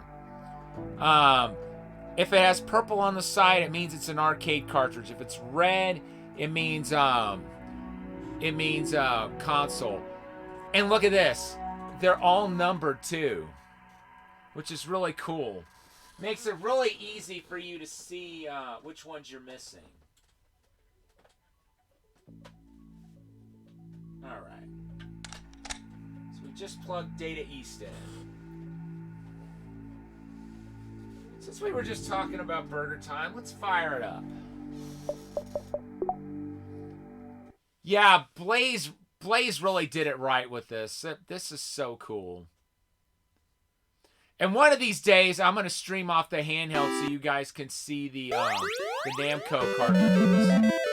Because Namco was like really strict with their licensing. They said that because they only licensed the cartridges to be played on a handheld, they were not allowed to be playable on the Versus.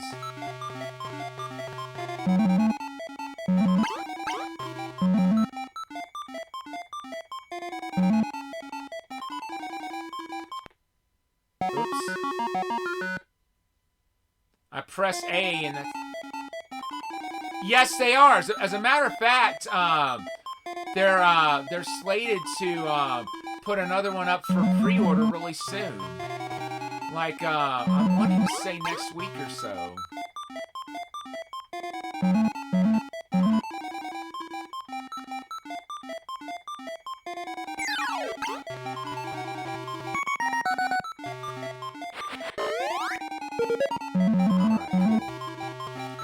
And this time it's going to be a company called Renovation. You might remember them for such games as Ernest Evans and El Viento. Those games are both going to be on it, but I forget what else is going to be on it. There's always at least 2 games per cartridge, but there could be up to 20, depending on the cartridge. That's a bummer. I missed the ice cream. And the extra pepper with it. Get them while they're hot, folks!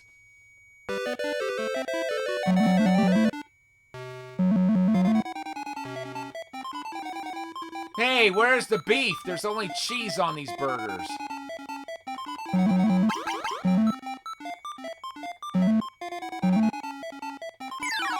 Well, there's the beef, but not the kind of beef they were expecting. I'll take that.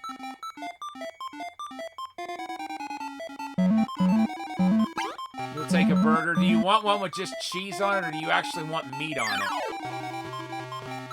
If you want meat on it, I would recommend staying away from the ones in this stage.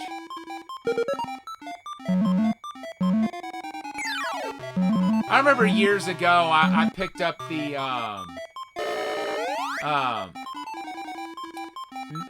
Midway Arcade's Greatest Hits Midway Collection 2 compilation for the original PlayStation. And curiously enough, even though this is a Data East game, the Burger Time actually got included on that because it was released by Midway here in the U.S. And I used to pretend like it was an A&W restaurant for myself and a friend of mine, because another game on there was Root Beer Tapper with meat, please. Good choice. So I'm a little bit rusty, partly because it took me a while to figure out which button's the pepper button.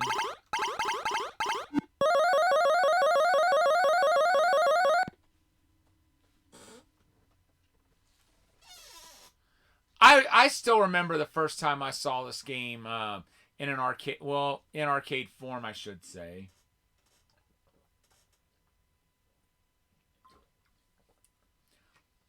I think it was at the convenience store my mother worked at, because they had a lot of really cool games there.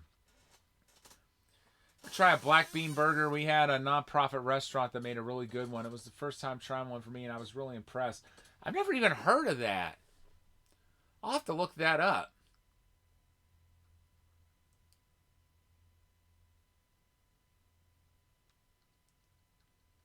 All right. Let's see here. Breakthrough's another fun one.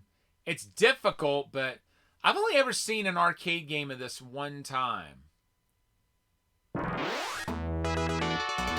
unfortunately, I didn't get to play it then.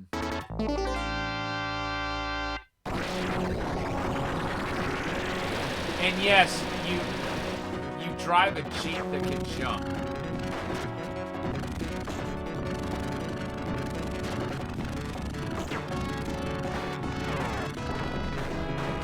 So he is fire, he is jump.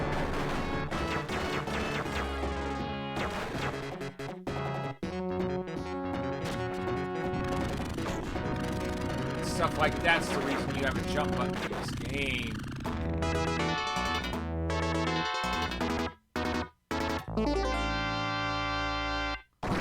Round up black beans, press it to a burger size pan. Some more to it, and spices and stuff. Sounds really interesting. I'm curious to try it now. Whoa! nice. So I guess that's our time limit that we have to use this spread gun. So I just get away with it right away.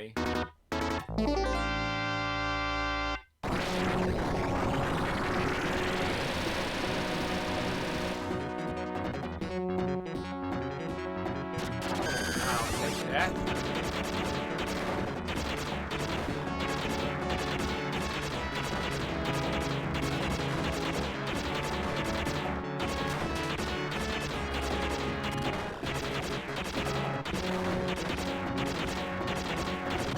Okay, cool. We got the top score. Well, the pre-programmed top score, I should say. Not the highest score there's ever been at this game. Heck no, the highest score there's ever been is way up in the millions.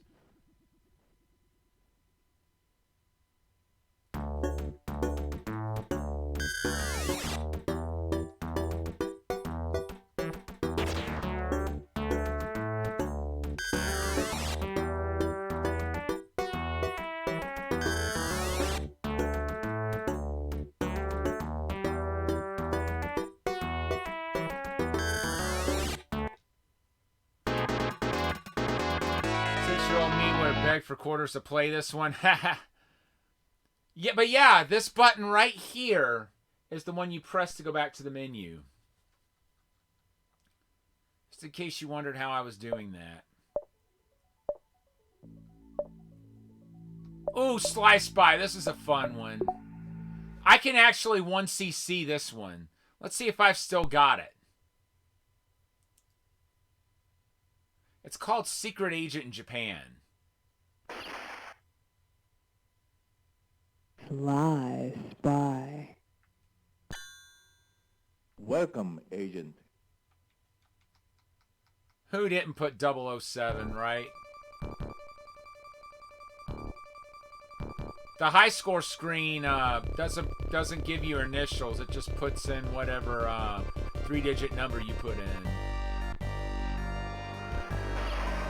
Okay, so B is the fire button.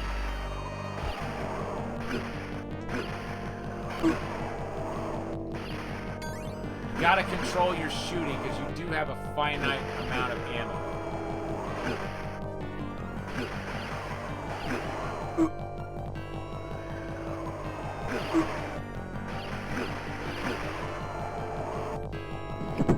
Hey, what's up, JT? How you doing?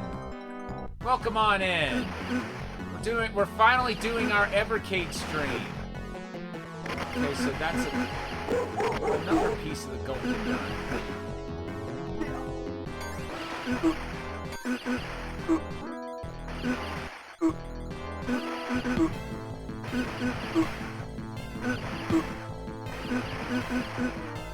The golden gun's just the most badass gun this side of... Great job. I'm doing pretty well, except I'm getting my butt kicked at Slice By. This is a game I've 1cc'd multiple times on the Wii collection.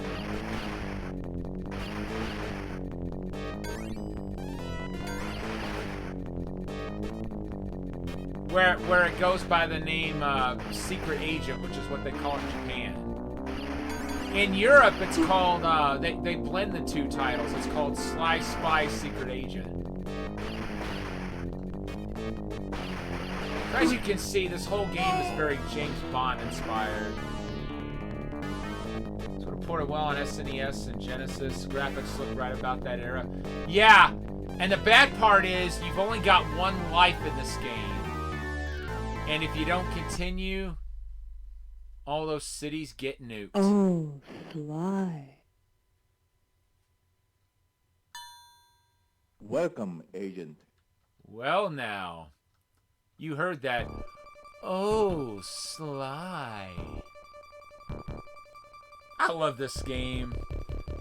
I've only ever seen one arcade cabinet of it though, and Galloping Ghost Arcade is where I saw it. I've played this primarily on MAME and on the Wii as part of Data East Arcade Classics. Give me that.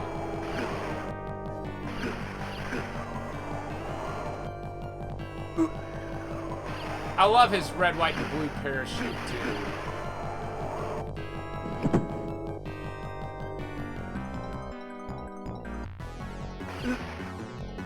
Oh my is right. Oh my.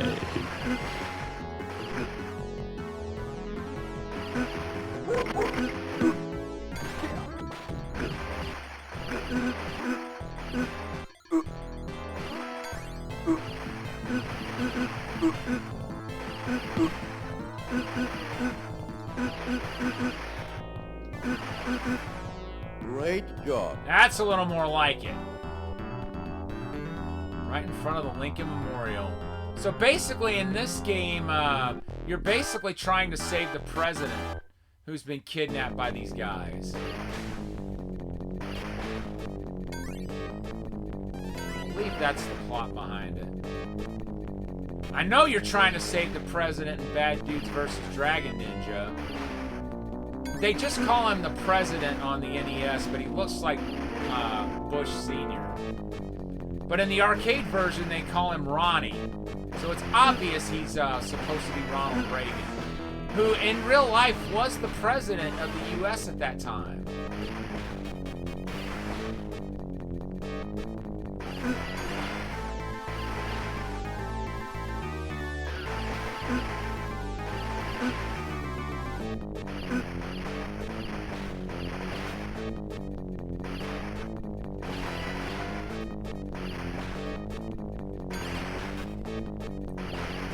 They don't just sit there and kick the bad guys. Right?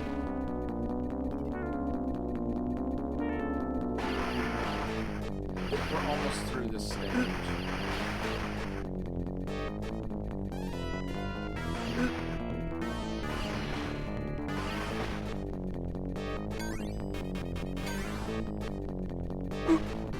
Oops. Shoot him! Got their minds in this. Shoot him! Shoot him!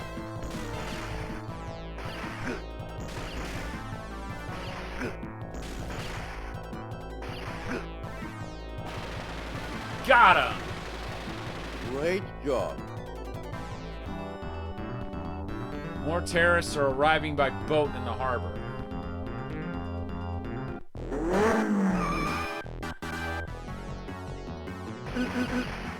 Too bad they don't have a licensing agreement with Midway yet.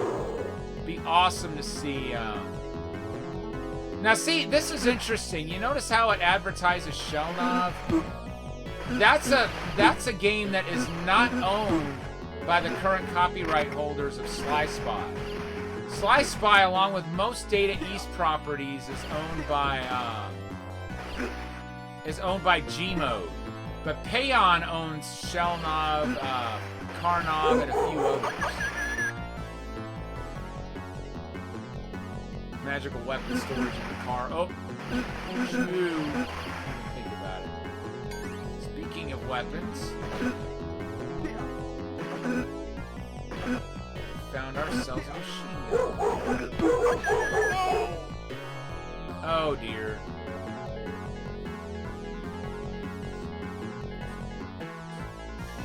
There is a way to get health back in this, though. I think you have to find a bird. Oh, Sly. Yeah, bad dog. Sly Spy. I think I'm gonna try this one again. Welcome, Agent.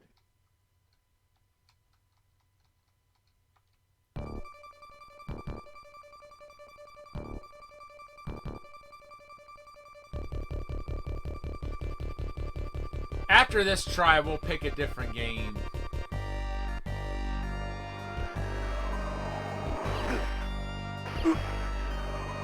But yeah, just think about it. These are all fully licensed from the copyright holders.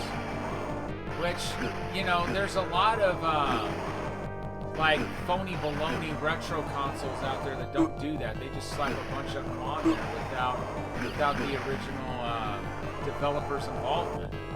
But no, Blaze doesn't do that. They work out licensing arrangements with every company whose games are on their consoles. And I really respect them for that.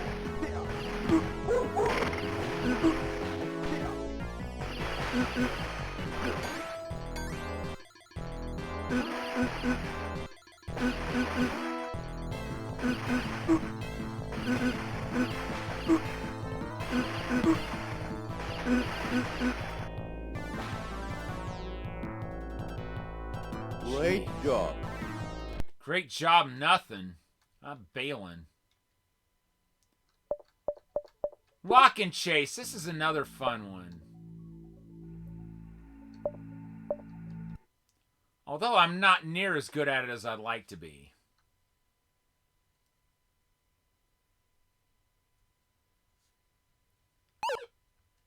This is a really early Data East title from 1981. Now see, they got the sounds right on this one. They're very much slowed down in the Wii port. I'll take that.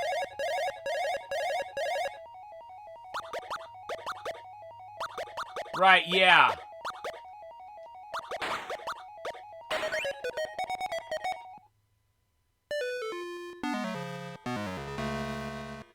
Oops.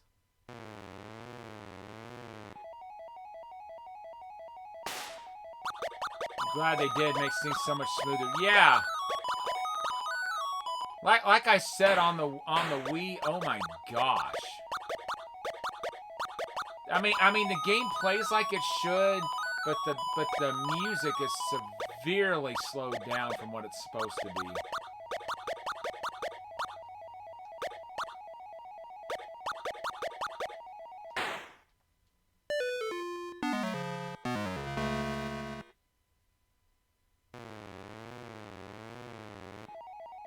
This game's like like Pac-Man, only a lot harder. Because you can never attack the cops. You can only trap them with walls you can throw up. But we made it to the second level, which is more of the same.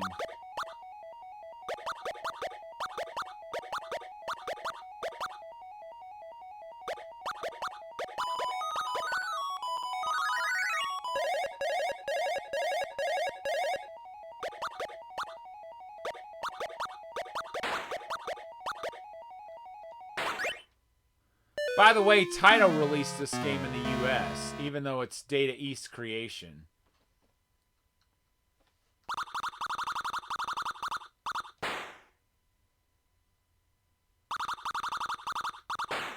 Not really happy with that score, but what are you gonna do, right?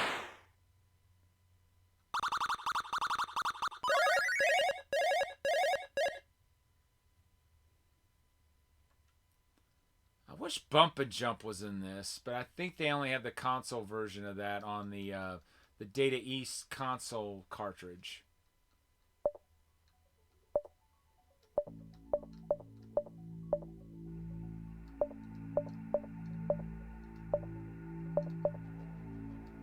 Gate of Doom. I think I played that at an arcade not too far from me a few months back.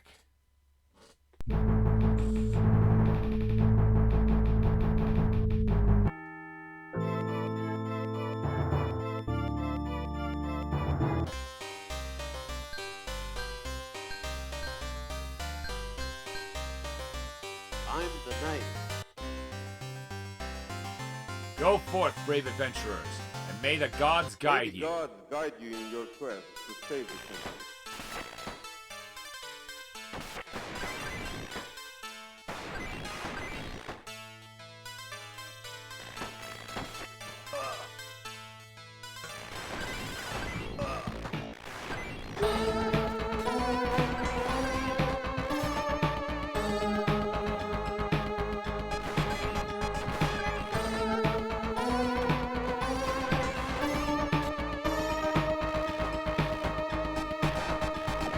like that flashing.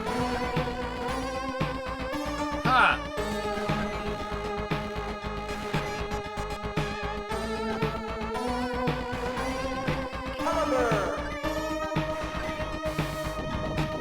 Oh, that's cool. I didn't know you could do that.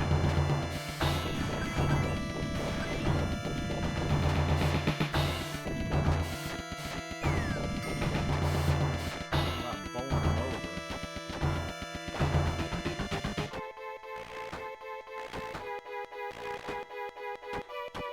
Pac-Man 99 on the Switch. Holy cow, it's a huge difference in the original. I can imagine so.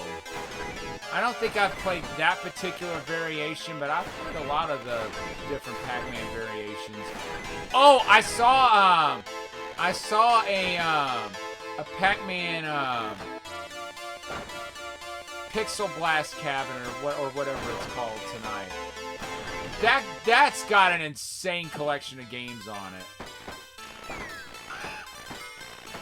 It's too bad it was over a half an hour drive from me, so you know, it's not going to be anytime soon when I'll have a reason to be up there again.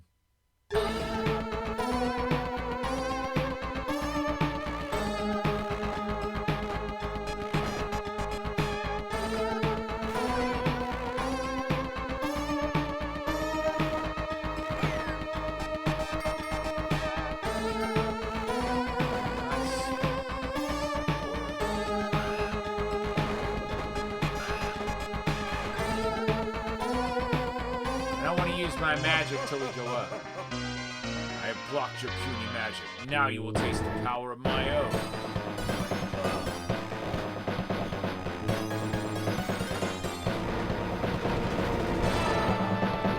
Oh dear. Yeah, it has most of the games that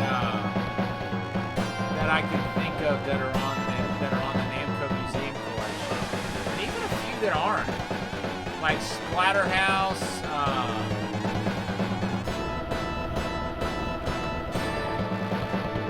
there's another one that I don't think is on any compilation, period.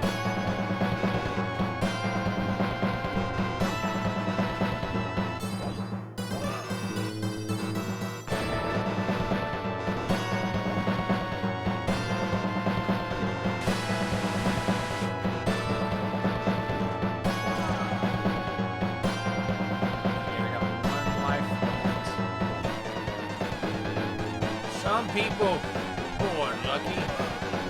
You better get lucky, or you're gonna be dead. You only have one life left. For all you fans of Mad Dog 3. And I'm about to die.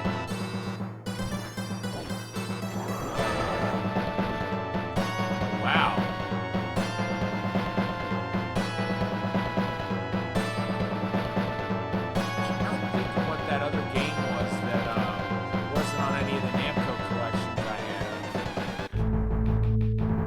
It wasn't Splatterhouse, it was a different one.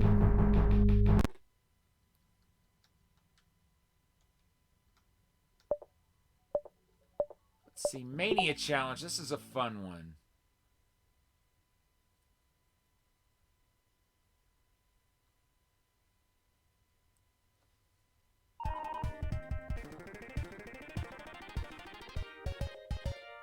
I know you can play two-player in this, but I wonder just how different it is, like, as far as your opponents go.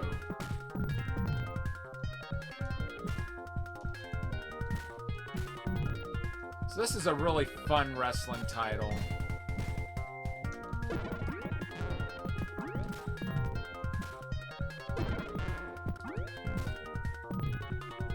Okay, I guess I gotta press up and B in order for a body slam.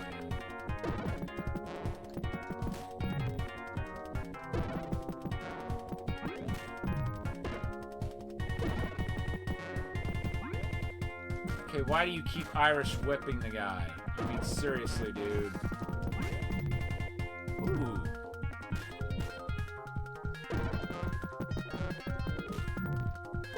Oh, and a nasty lariat.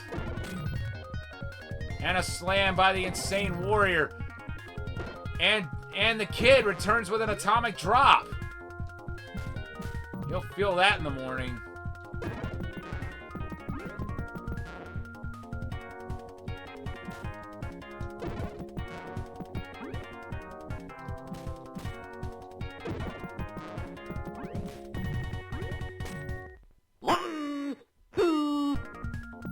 One, two.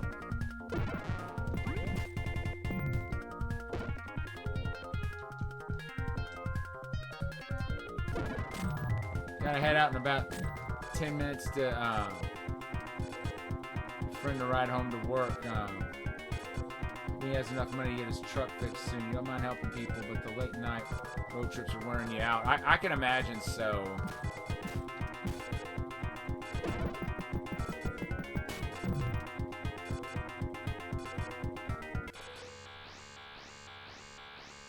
Alright, I can't even tell how I was supposed to get back in the ring, but hey, at least it was a double count out. And not just me getting counted out. Where's my water bottle? There it is.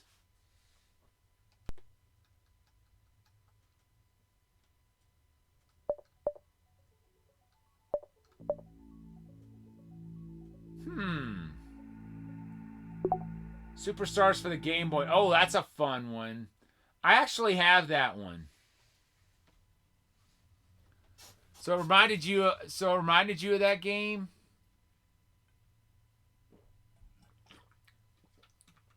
I've actually 1cc the original Matt Mania. Okay. A pulls him down, B shoots him up. I gotcha.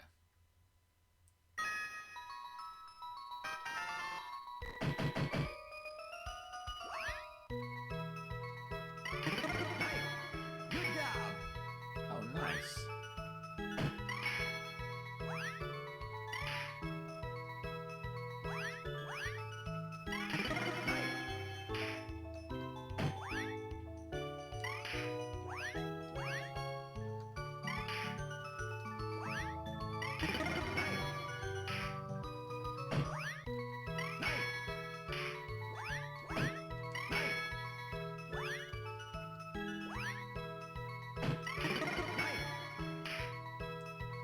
Well, this is a cute little puzzle game. I like this.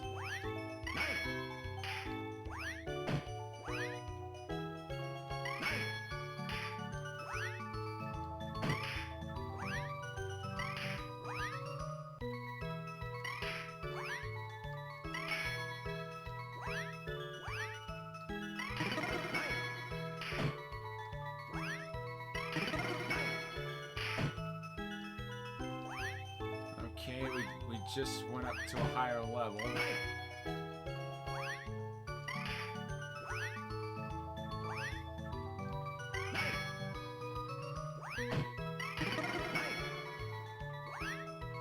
Nice.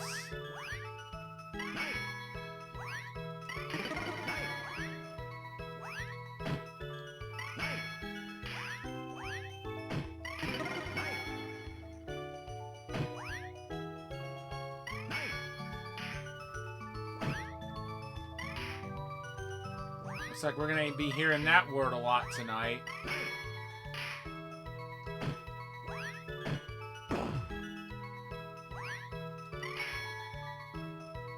Ooh.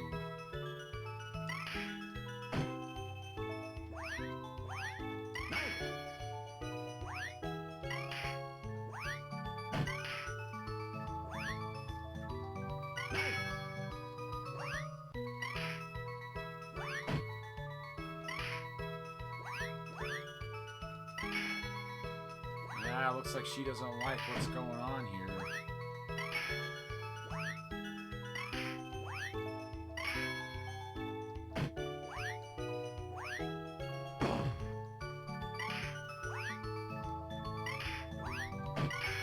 Good job. Oh, cool.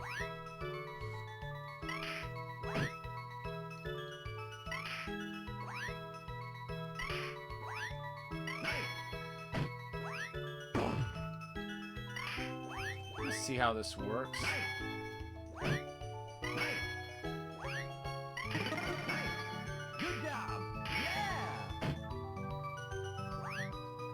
Nice! Good job! Yeah!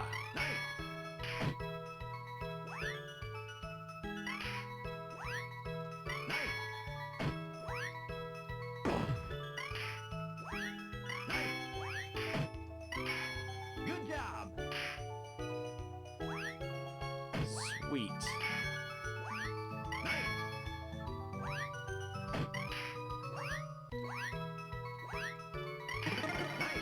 Good job. Keep your Xbox on for the view. Thanks so much, Diesel Girl. We'll leave the light on for you till you get back.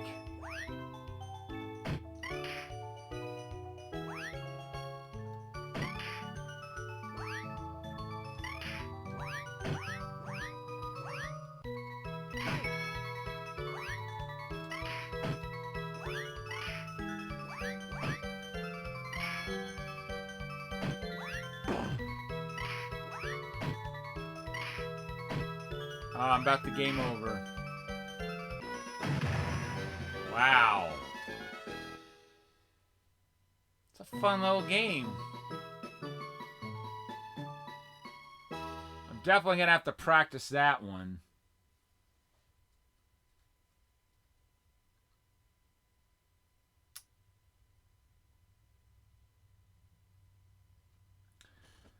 Yeah,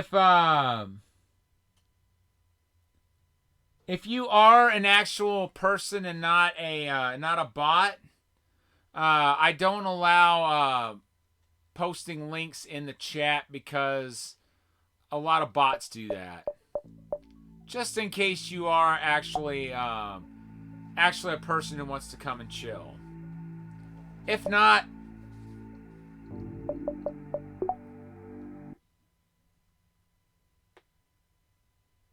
nothing more needs to be said, I guess.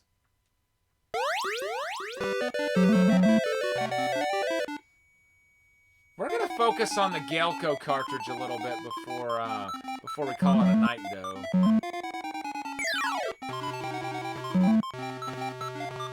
Oops.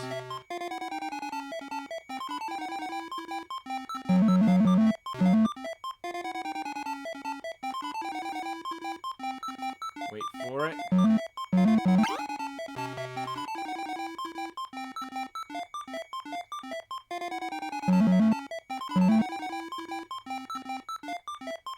Come on. Thank you.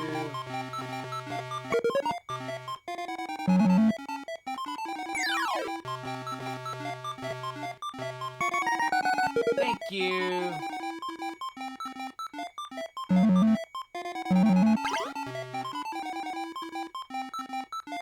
Wait for it.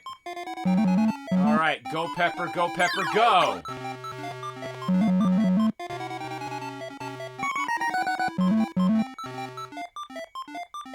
Nice! We got every bonus pepper this level that we can have. I was a little slow on the draw to press the right button there. Ah, well.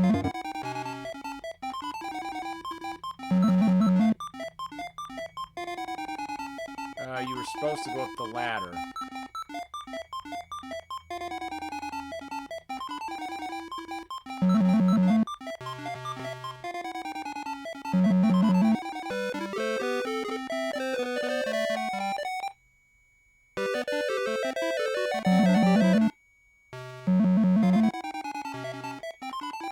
I wonder, are these supposed to be impossible whoppers that we're making?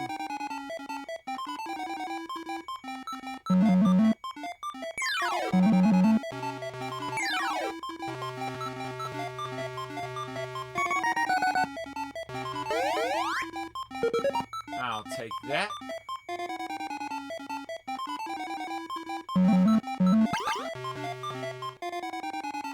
Wait for it. Wait for it. Drop it!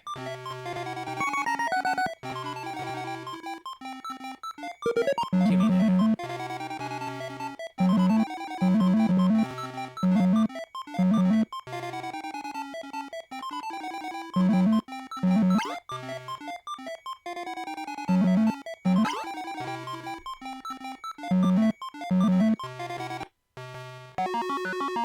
Ah, crap. Could have gotten the coffee and with it some extra pepper. Had to think whether that was coffee or tea, but I think the game specifically says it is coffee. Cool. Get them while they're hot, folks. Now we got smaller burgers, but we gotta make more of them.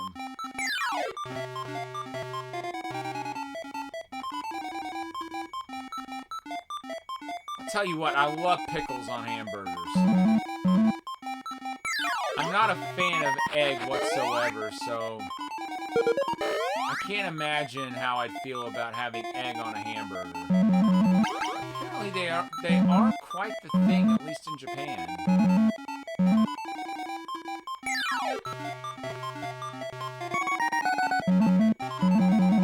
Ooh, give me those. Those are the highest point pickup for getting extra pepper. And we just got an extra life.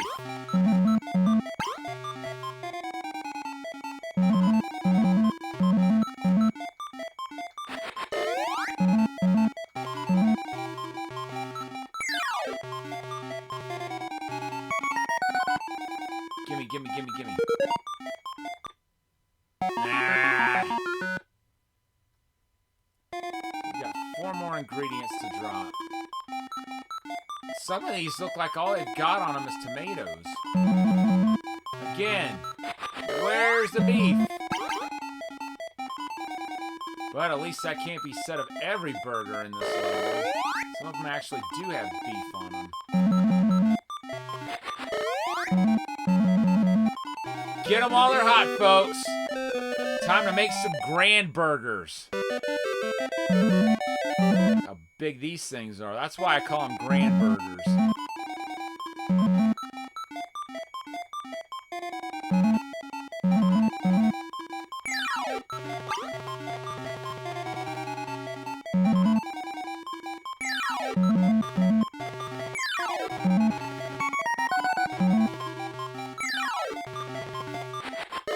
I'll take that. And I'll take that. Uh-oh.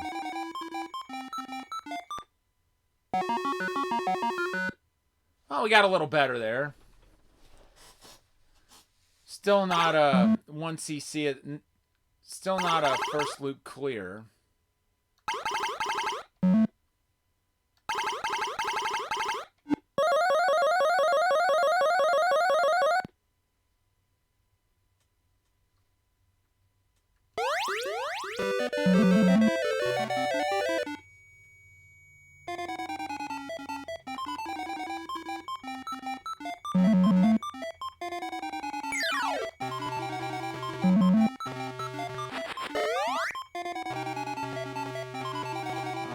Get some ice cream.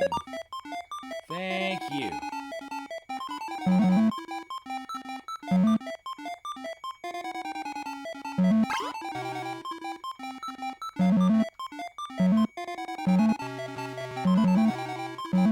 Come on.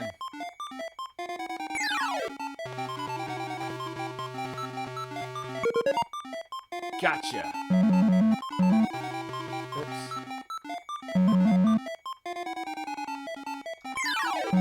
I gotta say, the controllers do feel really nice.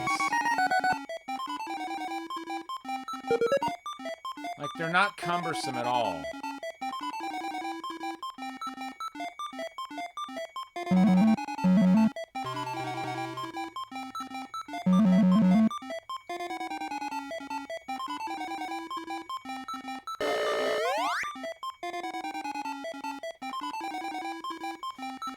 And get them while they're hot, folks. Who would be ashamed to serve something like that at their restaurant? Not me.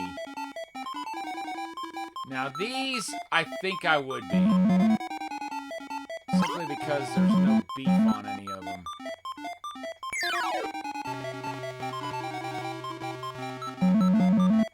I keep thinking of those Wendy's commercials from back in the 80s. Where's the beef? Anybody else remember those?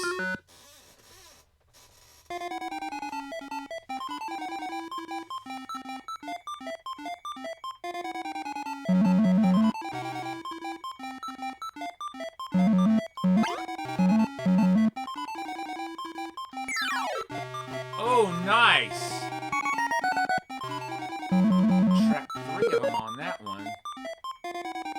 That would have sent them down 9 levels if there was that many for them to drop.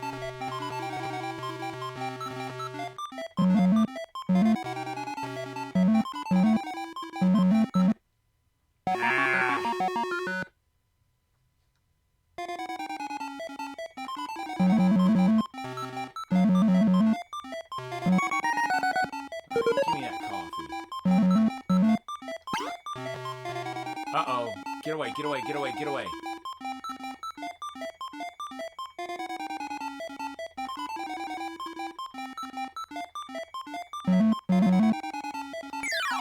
Alright, that level's finished.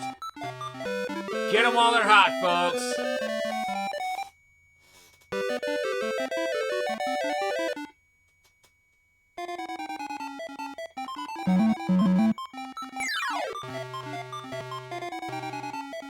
You know, when I'm at the Galloping Ghost and I get sick of or I want to take a break from chasing records, this is one of my favorite games to play just to chill out and play. I mean, it's an intense game, but I can have fun playing this and not really worry too much about how well I'm doing score-wise. Which is a good thing because the world records on this game are insane. We're talking tens of millions of points. And the highest I've ever scored is a little over 100,000.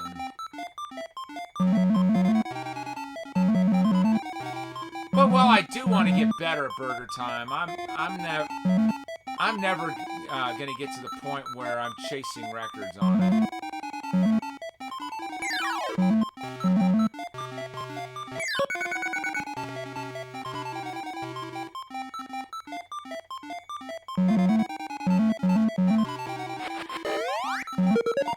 I'll take that.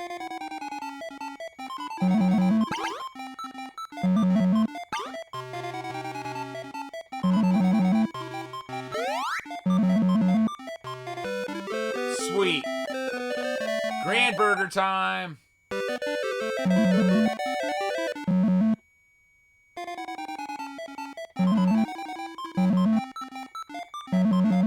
not a single burger in this level that doesn't have beef on it.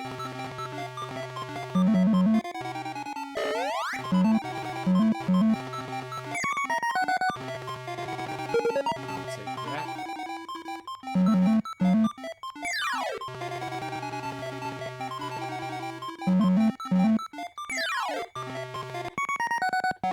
Oh! At least one grand burger is finished.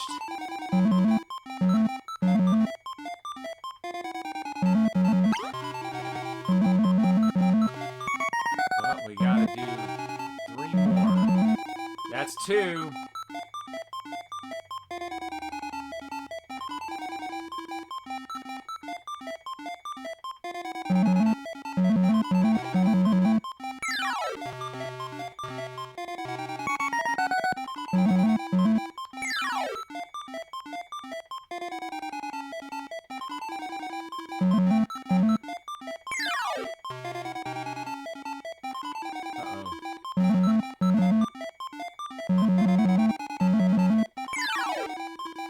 Oh, get off. Get. Freak.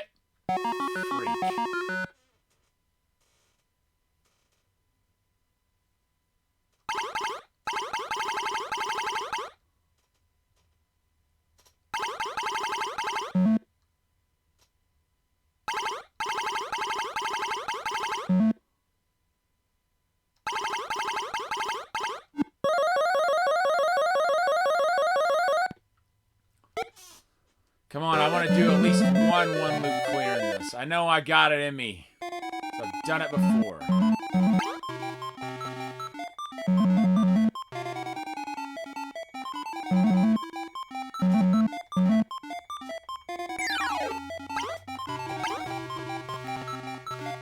If it has ever been your dream to smack an egg with a beef patty, then this is the game for you.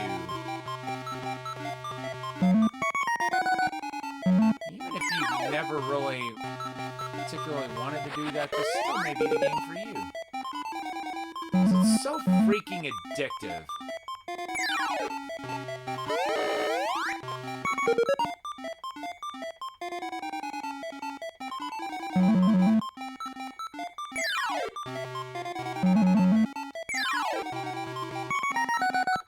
Cool.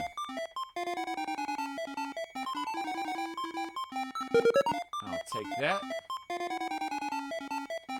Get away, get away, get away, get away.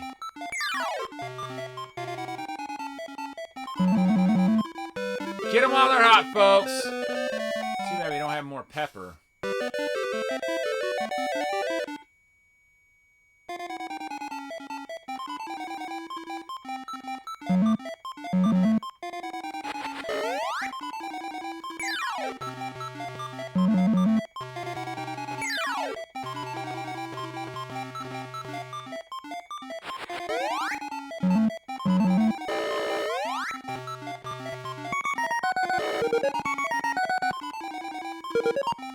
Ooh.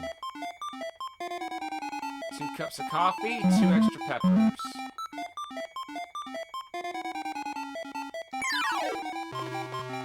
Nice. Yeah, they sure did. That they did. You know, the original title for this game was going to be Hamburger, but they changed it at the 11th hour to Burger Time. And to be honest, I think Burger Time really works as a game title.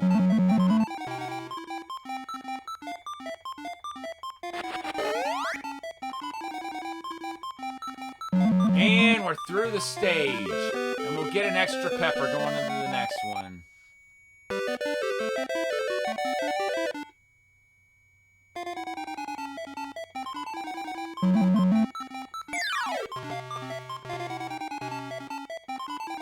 We didn't have that many levels to drop it, but hey.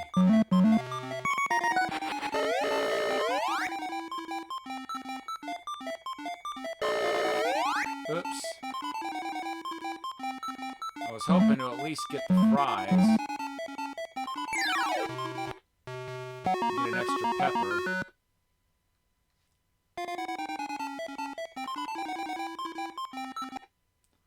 What?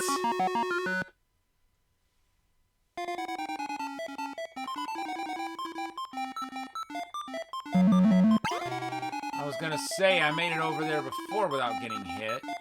Why is it not happening for me now?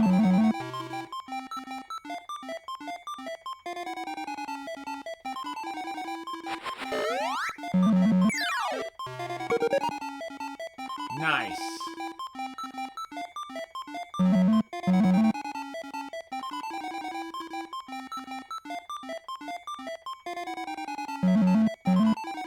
Come on.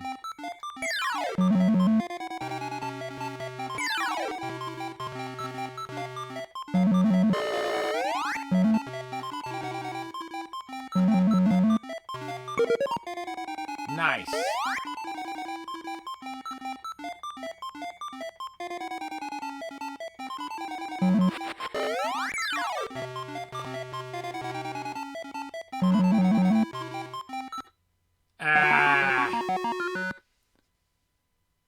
I'll just go ahead and take another death. There's no way I'm clearing this level with only 1 pepper left. Oh, maybe I can. Well, we did it! I don't think we're getting out of this level. There is just too much freaking going on here. Yep, Yep, I called it.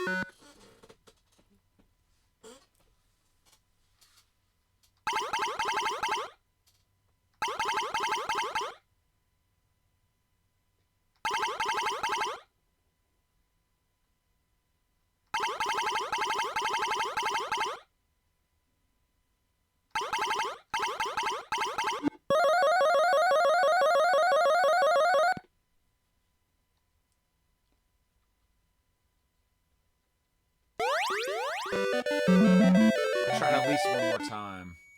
And then maybe we'll switch over to the Galco collection.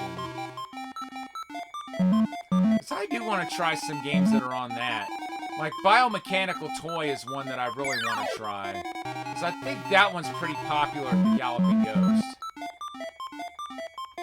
And that's one I haven't gotten to try that's there.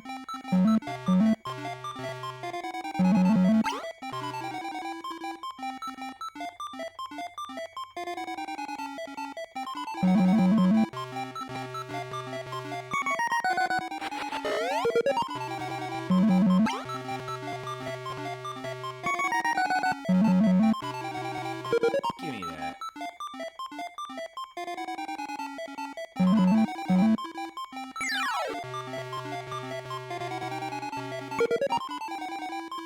There we go.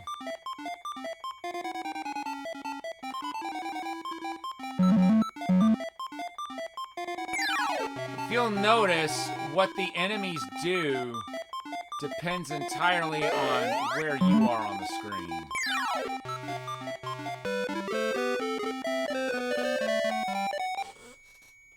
Now see, in the NES version, you don't get extra peppers for clearing a level.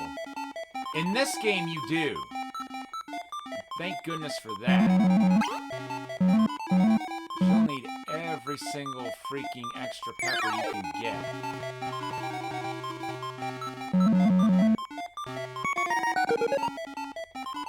I've never cleared a full loop in the NES game, but I've done it several times in this.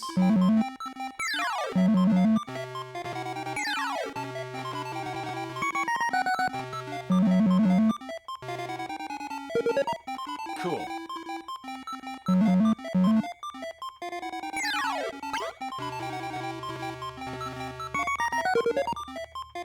Very cool.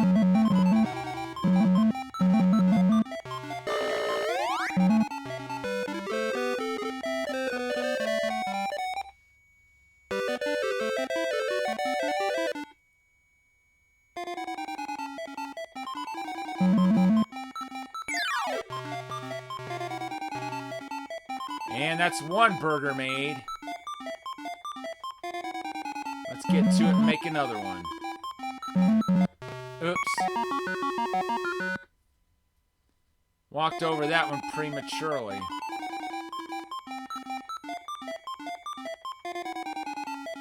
I thought I was going to drop it right while the pickle was on it.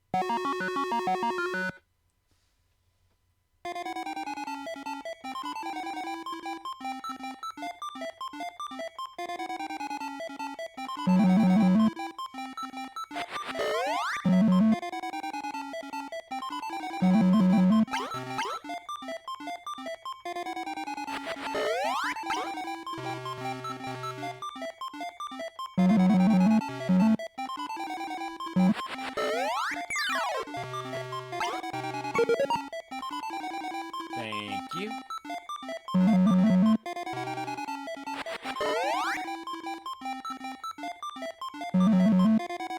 Alright, now I'm worried.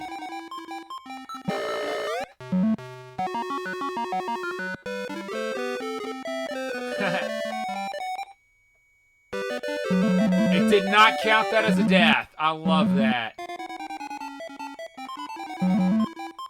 Very fortuitous.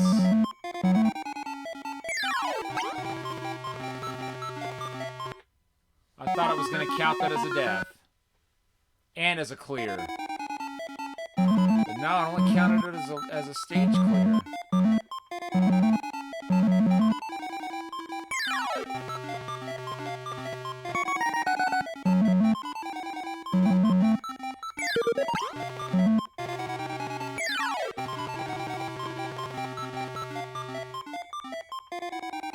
Wow.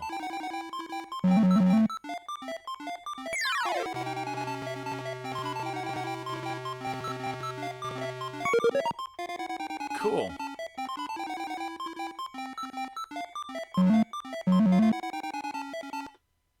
Oh, come on. I pressed right in the right time and you know it.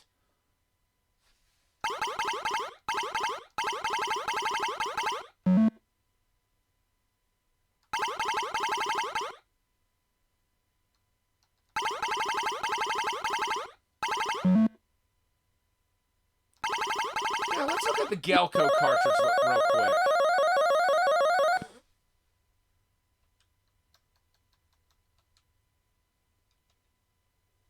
Okay, we'll keep Data East in right now, I think. Take Technos out.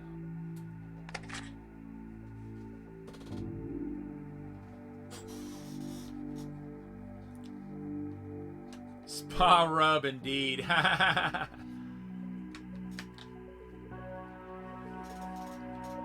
It basically means space and rub out the last thing that you put in because you put it in wrong. It's basically what the implication is.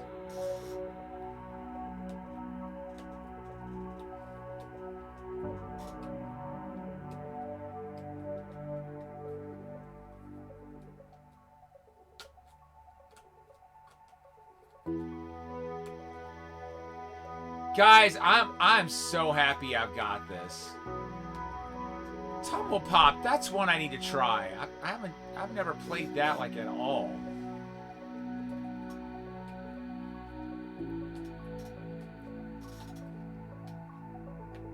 Madam M from Final Fantasy VII Remake would show up to give you a hand massage. Madam M, I don't remember that character.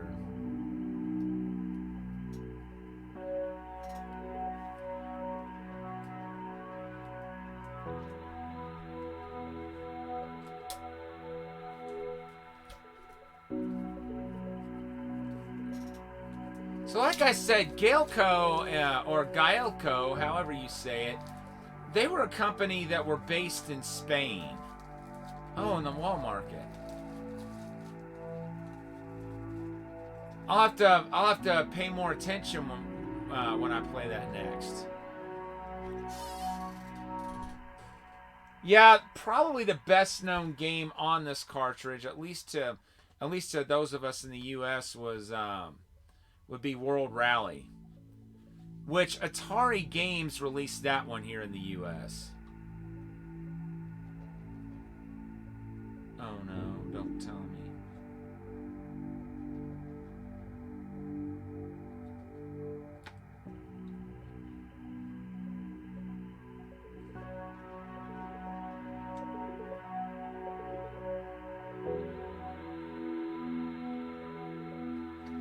See if I can. No, it's not gonna work. I was hoping I could get this case to close better, but not having any luck. Okay, so Galco.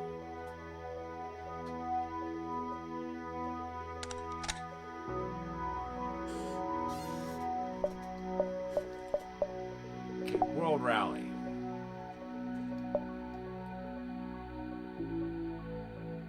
So B for accelerate. You know, Galco used to use suicide batteries on their boards, and theirs were particularly nasty. They were actually worried for a while that no one was going to be able to crack the encoding and preserve the game, but somebody figured out how to. And then they gave their blessing for the MAME homepage to host the ROM.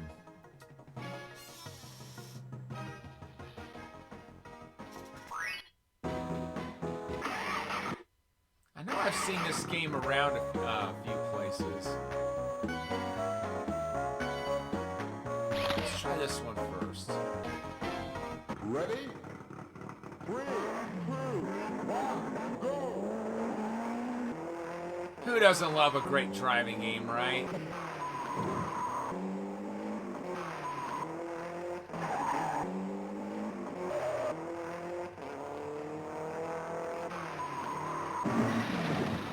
Oh, nasty.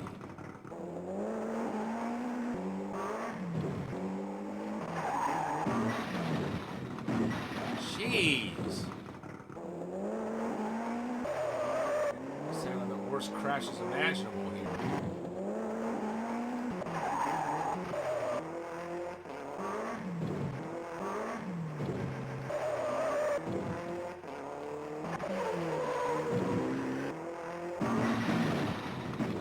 Jeez.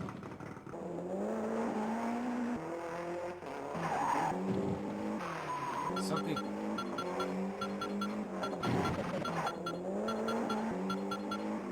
We have to beat a time of a minute or something.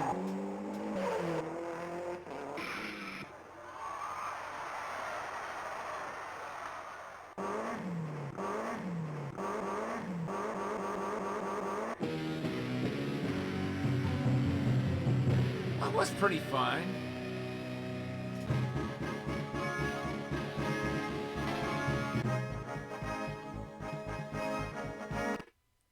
Let's see.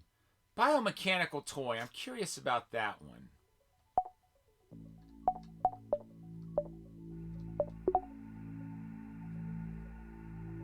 What's worse, he's still on the magic pendulum that brings toys to life.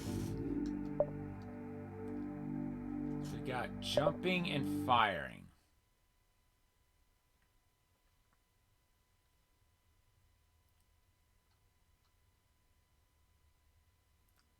Those little color bars are pretty neat, I gotta say. It's too bad Radical Bikers isn't on this cartridge. I would have loved to have played that.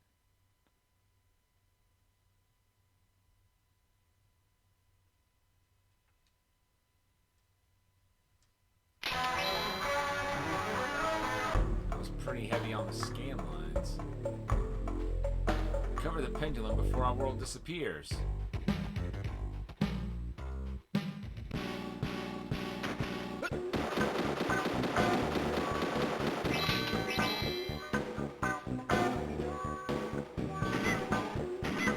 Oh, so we do have one.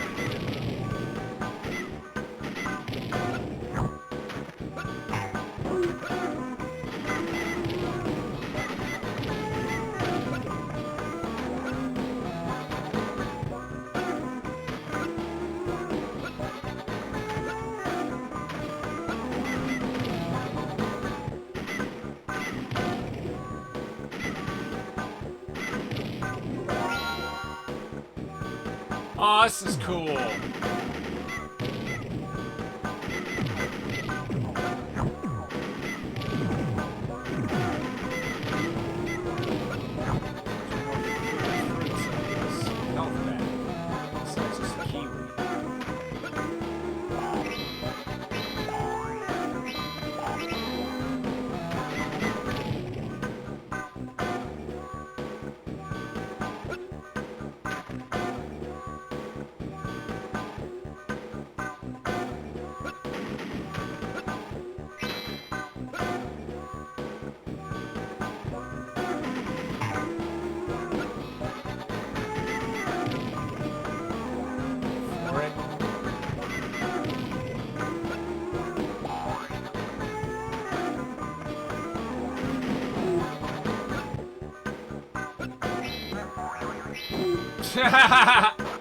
I'm loving the sound effects in this.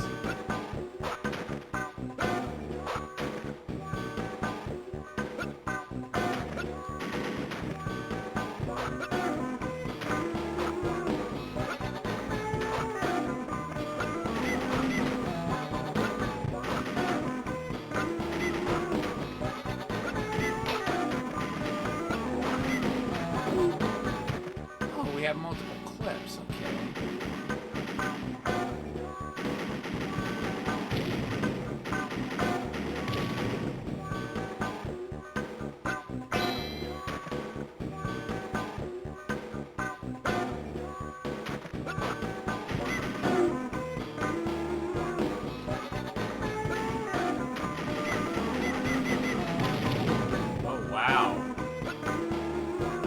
learned a thing or two about those things.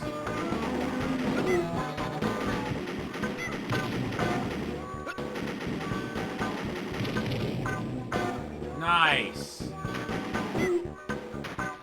Not so nice.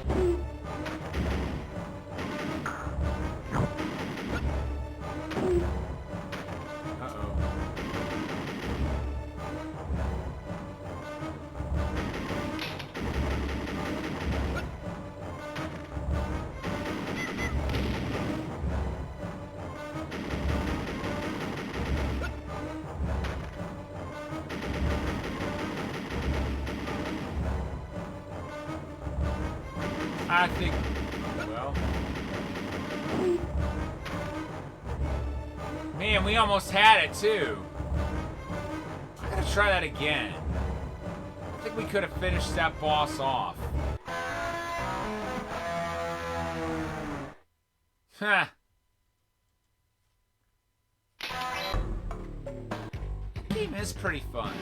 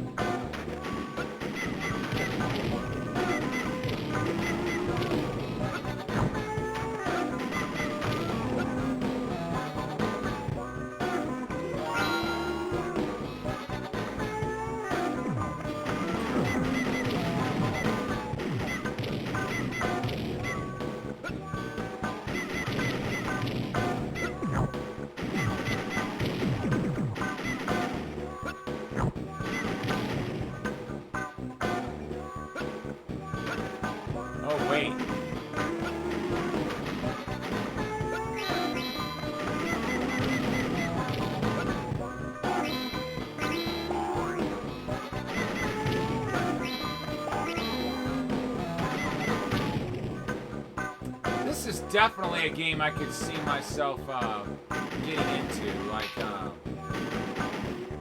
maybe one day trying for a 1cc or something.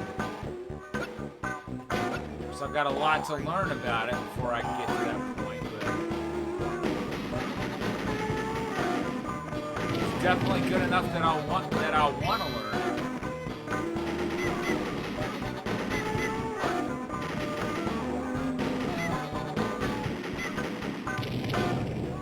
Nice.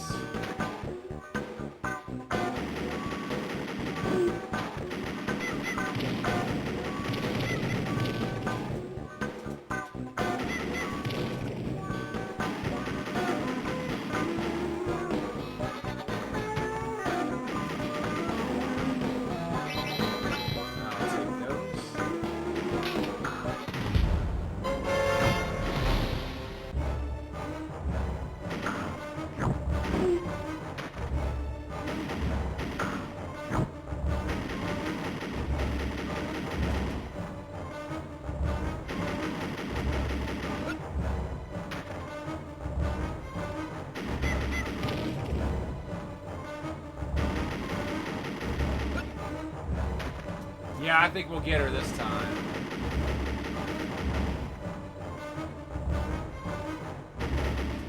I was gonna say, it looked like she sent her minions out every time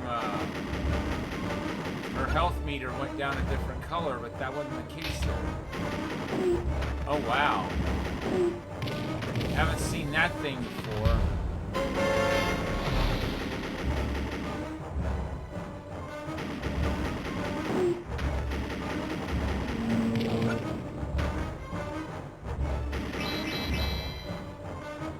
Oh, wow.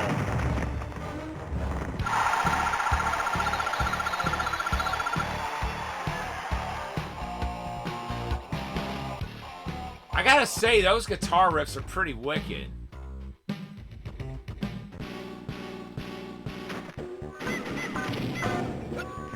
Chest valve.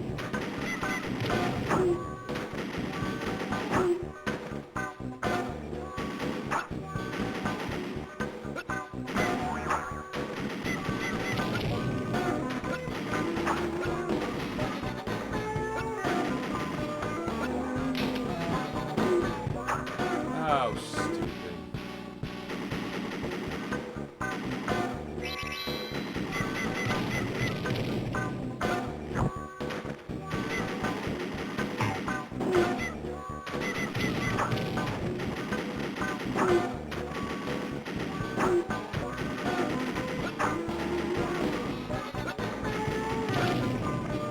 Finally! I was getting sick of fighting that thing.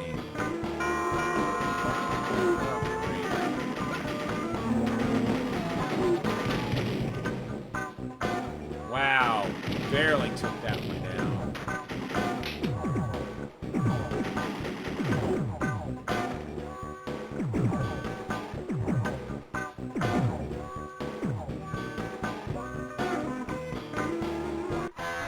Well, that was fun. Got a while to go before I can learn that one, but hey. It's a fun one. Let's try a tried and true classic. Bad Dudes versus Dragon Ninja. Rampant ninja-related crimes these days. White House is not the exception.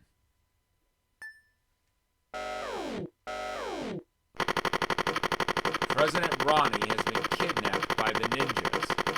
Are you a bad enough dude to rescue Ronnie? I know someone who is.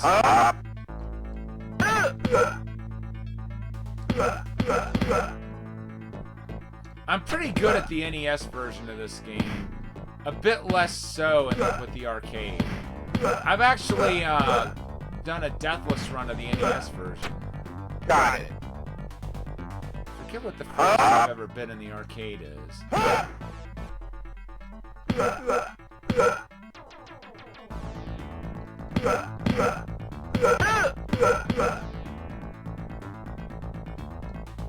Love to get a soda. Got it. Well, asking ye shall receive.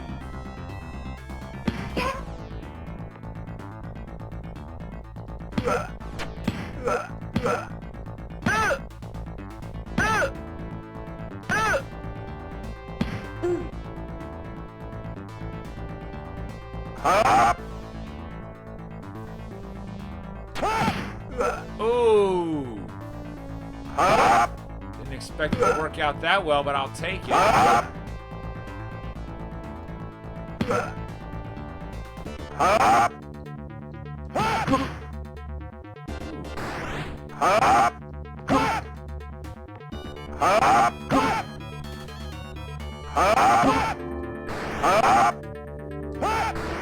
Yeah, he breathes fire we generated out of our fists. Gotcha! I'm bad. Go back to your own game, Karnov.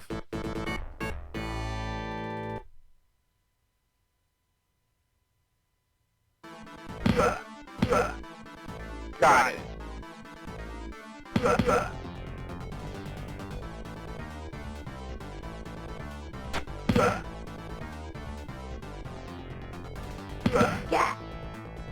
Yeah!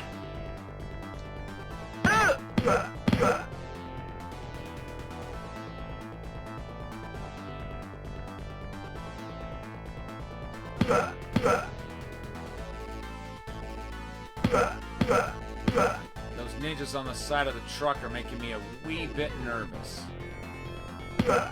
Rather they come over to where I am. I thought that was gonna be nunchucks.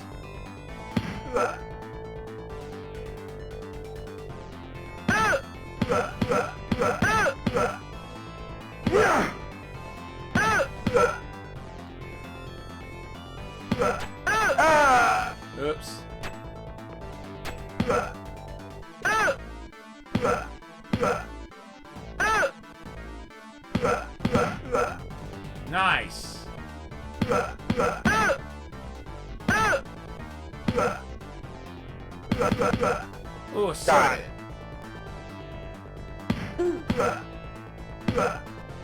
Could always use extra help.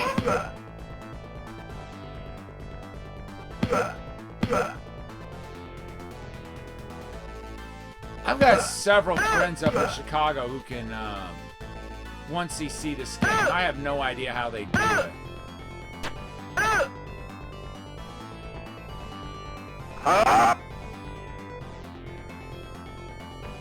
I don't know the way this is going.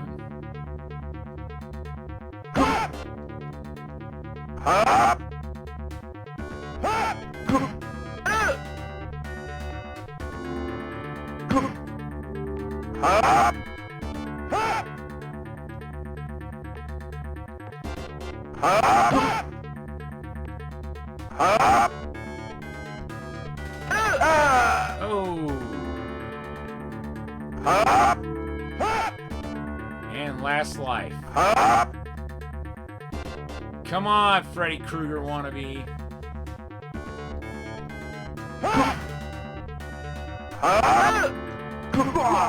Gotcha! I'm bad. You beat me in your dreams. See what I did there?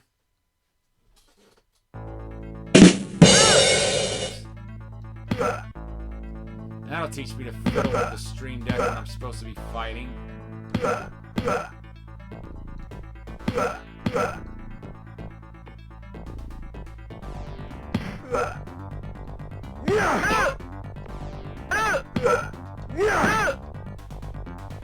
And that's the game.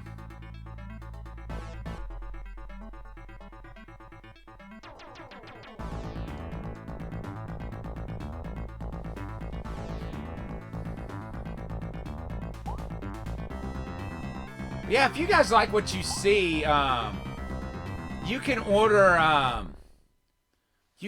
the Evercade Versus through either Amazon or Funstock. I recommend Funstock.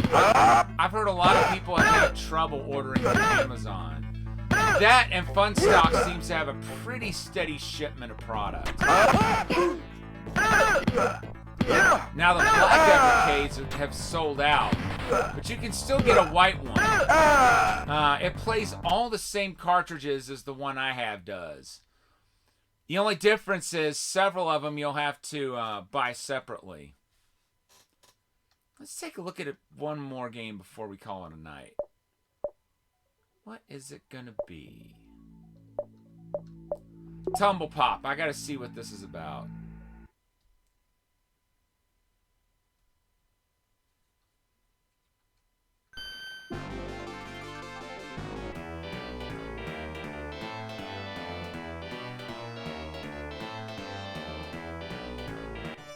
Let's clean up.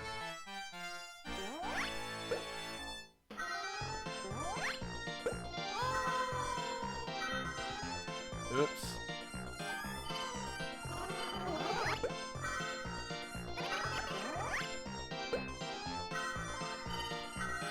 This reminds me a lot of Snow Brothers.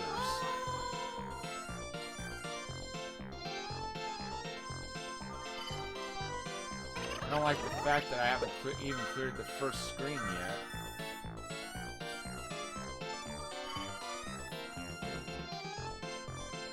I'm just about already finished off. Alright, cool.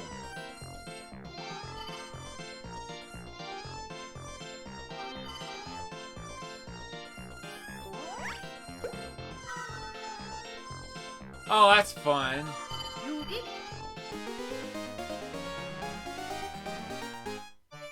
Let's clean up.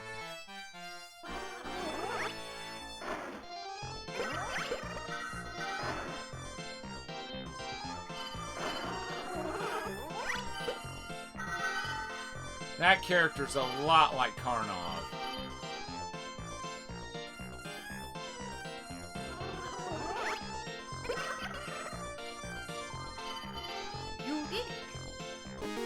Alright, cool. Interesting to find out what happens after you spell the words Tumble Pop.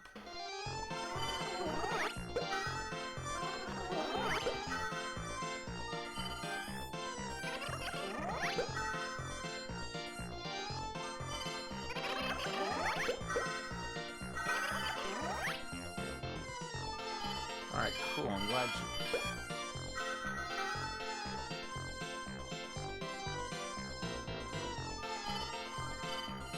I'm glad you actually are able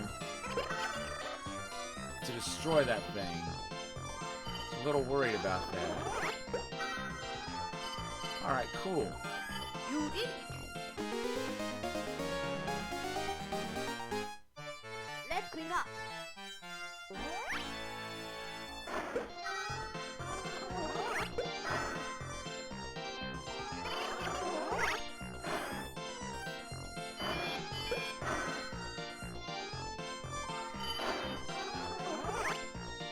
Nice.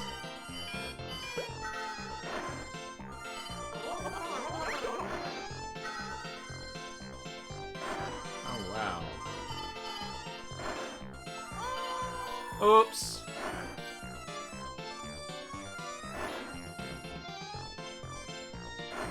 Oh, well, that was fun.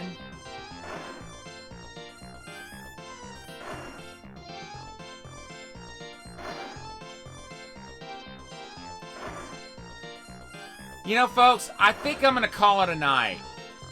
I'm getting just a little bit tired, but I had fun tonight, even though it was a shorter stream than usual. We'll probably come back to do another Evercade stream, but we might look at some different cartridges next time, like some of the console cartridges. Thank you for being here, Cloud. I appreciate you so much. So we will be back with Suikoden tomorrow afternoon. In the meantime, let's throw a raid to somebody before we go. Who is it going to be tonight?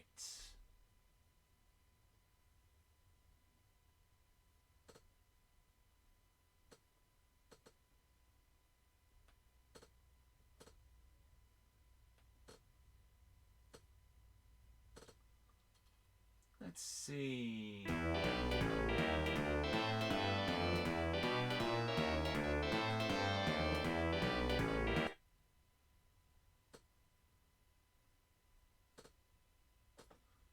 Not like other gamer girls is doing a relatively interesting stream. Let's jump in on her. I've hung out in her channel before, but I can't remember if I've ever raided her before.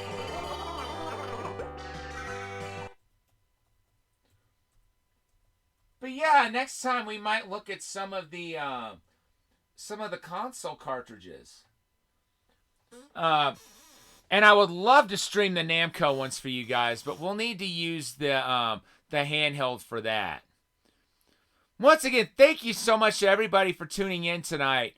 We'll be back tomorrow with more Suikoden. But for now, this is Thunderfist 1978, signing off.